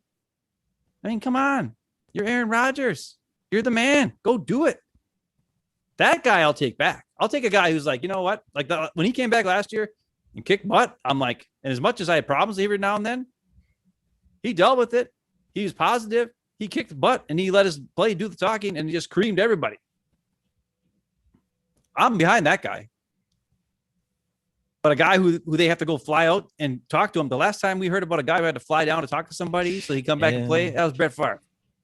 Hate to say it, but it was Brett Favre. And it was the Vikings who had to fly down to visit Mississippi and be like, hey, Brett, come on back. We'll send down Ryan Longwell and everybody else will come down. And then the next year, like, oh, Brett, come on back. We'll send down Ryan Longwell and Brad Childress and everybody will come down and get you this time. And I mean, come on. Right. You don't need that crap. Just come back. Be the man and shut everybody up. That Aaron Rodgers is the Aaron Rodgers I want back. But I don't want an Aaron Rodgers who's going to whine and bitch, complain about the fact they drafted a quarterback. Because guess what? They drafted a running back last year. I mean, and Aaron Jones went out and kicked butt. And he's like, hey, I want to come back and be a Packer and play. And I'll take A.J. Dillon too. And I'll take this guy too. And you think these other guys get mad when they draft a guy? You think Lukey Patrick is looking over his shoulder? They drafted a bunch of offensive linemen the last 2 years? You bet your ass he is. Is he staying home saying, well, I'm not coming back because you drafted a bunch of offensive linemen? No. Get your butt in there and play. Better not screw Lukey Patrick. I just, and that's what so many people are focused on is the drafting of Love. And I just can't believe that it's just that. It has to be more than that. It has to be going back. I mean, and maybe, and it's not right. It's not it's not right on his part, but it couldn't have just been that. Like maybe, okay, I'm throwing a scenario out. Maybe it's all of this. Maybe it's parting ways with Jordy Nelson. Maybe it's that's where it started. Then maybe it's, hey, Ali Van Pelt, you're out of here, and we're not even going to tell you, Aaron. And we had this big relationship with Ali Van Pelt. You got really close to them. Guys, so maybe get fired Jordy, and I understand and move all the time. He needs to get over it. I get it, and I agree with that. I'm just saying it can't. What I'm saying is, all these people that are talking about it are pointing just to the Love pick, and I don't think it's just that. I think it's Jordy Nelson. Getting rid of Alex Van Pelt without even talking to him when that was a really good, guy he liked working with, was close friend, all of that. And then they brought back Luke Getsy, who's his best pal. So I know I'm just saying, like, it has to be more than just the Love pick. And I'm just getting a little tired of all of the media only talking about the Love pick. Cause then you can make that argument. Whoa, they drafted a quarterback, Tampa Bay drafted a second round quarterback. Tom Brady should be complaining. What? It's more than just the drafting. Kellen Mond. It's more than just the drafting of the quarterback. Now, the drafting of the quarterback certainly accelerated the situation and made it worse, but it's more than that. So it has to be. And there has to have been more stuff that was said for him to be in this position where, he's that upset with the team in the front office. There has to be more that's gone on. And we will never know what that is. And we don't know what it is. So I'm not going to speculate on what all that is. Well, Stan Jones here is saying he thinks they wanted better receivers. And I'll say this to you, Stan Jones. It could be.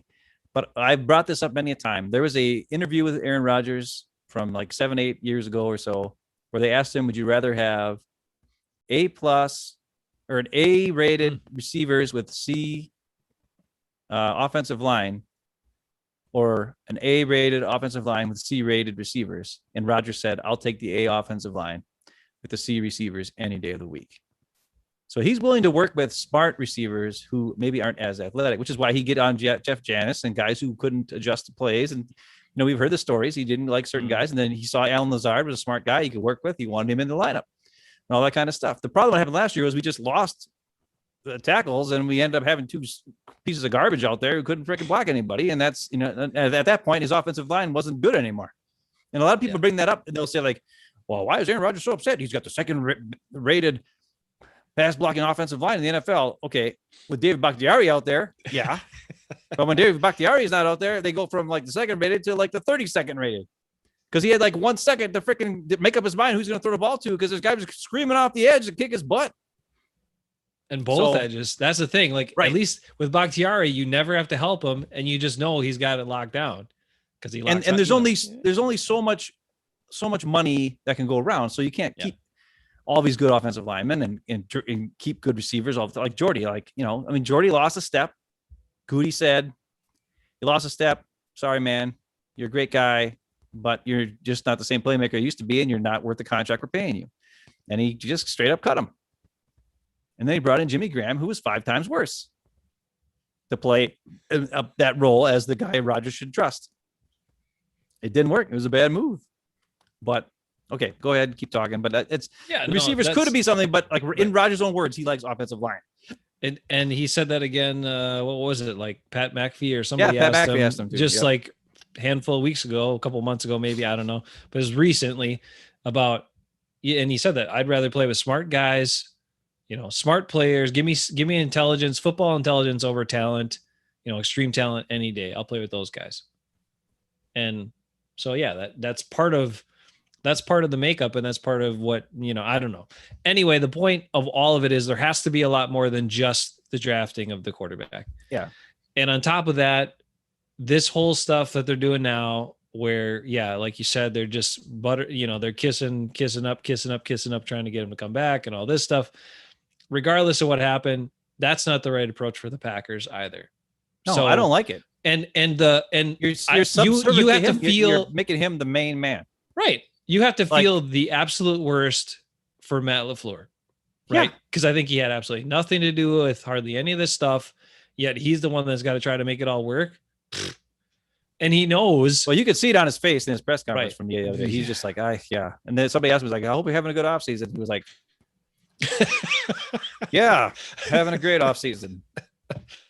What's he going to do? Matt LaFleur. Like, think about Matt LaFleur, that poor guy. He's got to either, and then that's the other thing is very interesting. Like, I don't know if you know this, but Tom Silverstein was asking him questions, and he was specifically asking really smart questions to try to get an answer that he wanted, but LaFleur didn't go there. He asked him, he was like, so, when you only have Love in your quarterback room, what's it like? Do you have to spend less time there then, or something like that? And LaFleur didn't go there. Then he said, oh, well, the quarterback room is always the same, blah, blah, blah. We know we need to get a couple more guys. You got to have at least 3 guys, maybe even 4 sometimes, blah, blah. He wanted him to get out of him that Rodgers hasn't been in the Zoom meetings. That's what he's trying to get out of him, but LaFleur would not go there. So we still don't know if Rodgers has been at the Zoom meetings that they've had whenever they are, or if he hasn't. But LaFleur didn't let it go. And then he also followed up with another one. It's just because he thought maybe he could get it out of him, and then LaFleur totally gave a generic nothing answer after that one. And then Silverstein gave up. But it was like he was smart. Like I was watching it with Jesse, and I was like, "Do you hear what he's saying there?" He's trying to get him to tell everybody that Rodgers has not been there for the meetings. But he won't let that out. He's not saying anything. Now, we don't know if he has or if he hasn't. That's not the, if he's not physically in Green Bay, that's one thing. If he's not doing Zoom meetings that everybody else is doing, that's a concern to me. And as Matt LaFleur, what are you supposed to do? Because they talked about it all year last year, how these Zoom meetings they had together really helped them flesh out the offense and get to exactly how Aaron was comfortable and how LaFleur was comfortable, and the whole team, the offense was a combination of those 2 guys working together in the offseason and Nathaniel Hackett to make an offense that they all 3 loved, and they could go out there and really, obviously perform awesome. They were the best scoring defense offense in the whole league. And now if this year Rogers isn't in communications with him and he doesn't know if Rogers is coming back and he's got to try to get a rookie quarterback. Well, I guess he's not a rookie second year, but he's never played, doesn't play anything. He was your third string guy last year. You have to try to get him. You're going to build the offense around him. No, you have to still think it's going to be for Aaron Rodgers because that's who you expect to be there. But if Rodgers doesn't show, you can't exactly not work with Love. So you have to teach Love everything and get him ready to go. So what are you supposed to do? It's a weird, like, he wouldn't let that out. So we don't know what's going on that way. But it's funny that I just thought it was hilarious that Silverstein was trying to get that out of him, but it, you know, I noticed that too. Is some of the questions, and then he just kind of sidestepped him or whatever. Talked about, but they were good. They were much better questions. Like it's crazy when you listen to those press conferences and you hear like Bill Huber and he can barely speak, and then you hear like Silverstein, who really like. And it's different too. Like Jason Wilde goes on these long rants that really don't mean anything, and he asks a straight out question, but it's so long that the coach forgets what the question was. Yeah, most players and coaches, they can't remember. They're like, "What? Right? What was your?" But question Silverstein's really good. Like when he asks a question, it's specific, and he's asking it for a specific answer that doesn't always relate to the question. Like it's the question, but he wants the answer. Like he's fishing for whether Rodgers was at the Zoom meetings. Yeah. The question wasn't, hey, is Aaron Rodgers at the Zoom meetings? No, the question was, what's it like preparing a quarterback room that only has one quarterback in it? You know, and LaFleur didn't give that answer. He said, oh, well, you know, you're right. We're going to need a third guy and a fourth guy, you know, blah, blah, blah. So LaFleur is smart enough to not do it, but it's funny to hear all those different questions by guys like this. Tom Silverstein's been doing it for years and years and years and years. Yeah. And then Bill Huber, I don't know how old he is, but he's, you know, he's not the greatest question answerer. Yeah, he just struggles communicating. Like, I think he's a fine writer because he started Packer Report. It's just that verbal communication he struggles with. Well, that's like, I don't know if you ever listen to Peter King when he's with Florio and those guys. Oh, yeah. He is the worst to listen to. He's terrible. Yeah. He's just, he's not a camera guy. Like he writes great stories. Yep. He's a great reporter. He finds out all the information. But you got to listen to him try to get a sentence out. It takes forever for him to come up with a word to say. It's like, oh my God, dude, can you just? Yeah, and then Nagler, Double Doink points it out. Nagler asks ML what his favorite ice cream is. I mean, Nagler's just I like Nagler less and less. The more I hear from him, I like him less and less. But the point is, I like him. I think he's, you know, whatever. Yeah, go ahead. Well, he's happy. He's happy. He's wanted Rodgers gone for a long time, and now he's going to get it. But the other thing that I wanted to say about that with LaFleur, which you bring up with some of these guys in the press that are often on the Packers beat, is like Demovsky. He's like he'll blatantly ask the question and then not get the answer he wants. But you're right. Like some of these other guys will be a little more crafty, like Silverstein, and you know, almost get him, but still not get him. So but you have to feel worse for Matt LaFleur. Like it's a crappy situation for everybody, but you got to feel worse, you know, the absolute worst for him. I mean, especially, you know, he's only third year on the job, first time head coach. I mean, come on, this guy doesn't need all this crap. So it's the only thing I can come up with, Ben, why the Packers are just so, and this has to be it.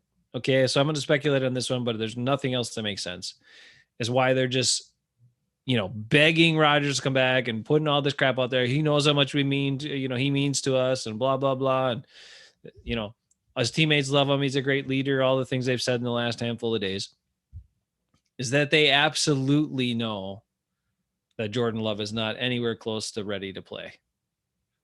I mean, that's the only, because otherwise, if you really felt good about Jordan Love and whatever, you'd be like, you know what, as an organization, fine. We don't need this crap, whatever. No, they can't do that though, because the fans would freaking have a damn nut.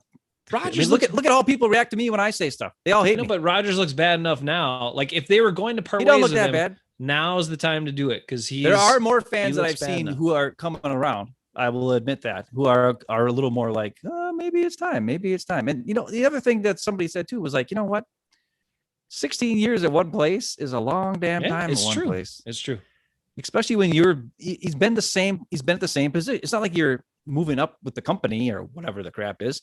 You're at the same position. 7-10, Double Doink says, without Aaron Rodgers. Well, you know what? Maybe they're 7-10 with Aaron Rodgers. Have you seen their schedule this year? It's not exactly very great. It's pretty tough. No, All right. I agree. Rogers needs to suck it up and yeah. Exactly. He need, just like what Ben said. If they're even, I don't care how bad it is with anybody, any boss, any person, whatever, then you got two choices. To maintain your integrity, you have two choices. You either retire and step away and make the personal choice to be done with this team. You give up the $30 million. I get it, but you made a lot of money. That's fine. You'll be and you can sign with another team as soon as you can and make some more money. It's okay. Or you go back in and you kick some ass. That's it. But you don't let that guy, you don't let anybody make this come out of you where you're gonna make these demands. And I still think that demands are not the case. I think it's but crazy. you don't even I don't think he's demanding for Goody to be fired, but you don't even let it turn to this where it's this big thing and turns into this big story and you're having all these discussions with all the leadership of the team, and because we know that stuff's happened at least. So well, the other thing that's weird about this, you'll tell Mike Tirico off camera that you're not happy and stuff like that, so he can at least say something. He's going to say something about that at least, and he did. Well, here's the thing that I say that's really weird is that by saying it's either him or Goody, that's putting Goody at his same level. You know what I'm saying? Yeah. And his Rogers level is here. Goody's level is here. He's a third-year GM or fourth-year GM or whatever he is, who people don't even know if he's good or not yet. Rogers is a freaking going to be a Hall of Famer, first ballot, no doubt Hall of Famer. So by you walking up and saying, well, it's either that guy who's nothing or me, if that is what he's, it just doesn't seem like he'd say that because he knows it's him. It is him. That's just, nobody's going to choose Goody over him. Nobody. Me, but I'm the only one. Nobody else would. Nobody with a right mind would. I'm crazy, obviously. Stan Jones says Rogers is jealous of all Brady's weapons. Probably. But if he is, then why does he say that he'd rather have a great offensive line and good, but not great weapons, but a killer offensive line? That's what he'd rather have. He has said it many times. And smart guys over crazy talented guys. He said that. I think he's smart guys over crazy talented. I think he's jealous of the fact that Tampa Bay went all in for Brady. Yes, that he's jealous of. And the Packers don't. The Packers always draft for the future. They sign free agents for the now, but they draft for the future, no matter what. But this year, a bunch of offensive linemen, a corner, a wide receiver, kick return guy, punt return guy, those are needs. So for this team, for this year. Right. Now, they screwed up last year. There's no doubt about it. Yeah. They screwed it up. But, hey, the stuff is there. The team is there. Can they work together now after all this crap comes out? Will the fans treat him the same? Treat the general manager? They already hated him when they drafted Love. So that's the other thing that doesn't make any sense. Rodgers already has the goodwill. Why would he even mess with this crap? He's already got the goodwill of the fans. It's Goody who didn't have the goodwill this whole time. Everybody hated him for all national media, the fans. They're all freaking pissed about it.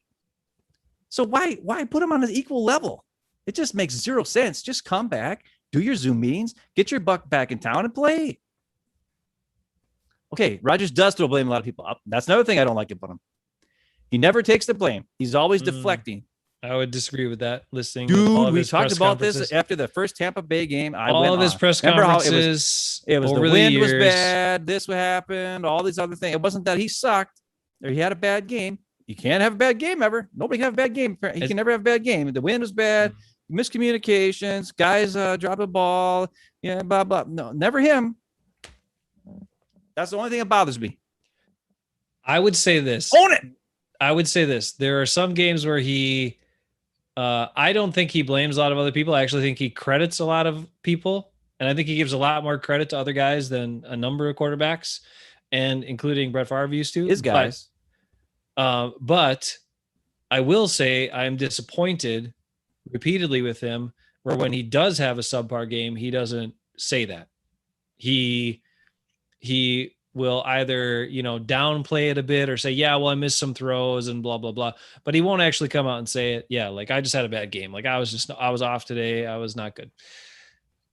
Yeah. I do find it funny that people continue to go back to Greg Jennings and take his side. When what did Greg Jennings do? He took a joke comment by Rogers personally and then pouted about it all year. He did. And then didn't play when he could have come back from his injury. He just freaking sat out for like 9 games, right? Because the team told him he wasn't coming back. So why would he injure himself when he can't get, money in his next free agent contract? I just find it really funny that people turn on Rogers, but they still go back to support Greg Jennings in this scenario when it's you're trying to say Rogers is a baby and being like this, but that's exactly what Jennings was. It's exactly what he was. No, so how is that better? All these guys are babies, dude. They've been prima donnas. I know. They were the best athlete in high school. They were the best in college, and they get to the pros, and they're like, why aren't we winning games? Oh, why aren't everybody loving me? Why does everybody think, moving on from me? They're all a bunch of whiners. It doesn't matter who they are. Yeah. The only guys who aren't whiners are the undrafted guys, the Lukey Patricks of the world, the Mike Daniels, who's a guy nobody thought he could do it. And he busted his butt. The Micah Hyde, who the team told him, see you later. And he goes to the Bills and becomes a Pro Bowl freaking safety, even though we knew he was already a Pro Bowl caliber on the team. Never freaking played him on the Packers. Right. They didn't give him respect. Or Aaron Jones, drafted in the 5th round, comes out, busts his ass. Those are the guys that do it. But these quarterbacks and receivers are the worst. I mean, come on, they just are. Yeah, they think they are the best at everything, and they don't realize that they need each other. Like for the receiver to be good, the quarterback needs to be good. For the quarterback to be good, the receiver needs to be good. Like you need each other. You can't just be your own guy and be like, I'm the best. No, you need each other, you ding dongs. But they don't seem to get that. These receivers and quarterbacks think they're the best. The other thing I like about Stan is says Goody Kuntz is utterly replaceable, and he is, and that's the whole point I was making before. Where Rogers, by being like this, is now putting Goody Kuntz on the same level as him. He's not. Yeah, Goody's like down here. You can get there's like 100,000 dudes who could possibly do that job. All these former scouts who are moving up, former GMs, former guys who are in the different offices who can know how to do things and can study and work hard, because that's a study, work hard, see things, talk to guys, get the information, make the informational pick based on what you know. Rogers, that's physical talent plus intelligence plus being able to read things plus being able to study and do all those things. You know how many guys can do that? Not very many. Rogers is a top less than 1% in the world that can do his job. Goody there's probably like 10% of the world can do his job, if not more. It just doesn't make any sense for him to say me or Goody, because I don't think he did. I think that's the one report that I think is just crazy, but you're right. Goody Kuntz, you can get rid of him. That's the easy.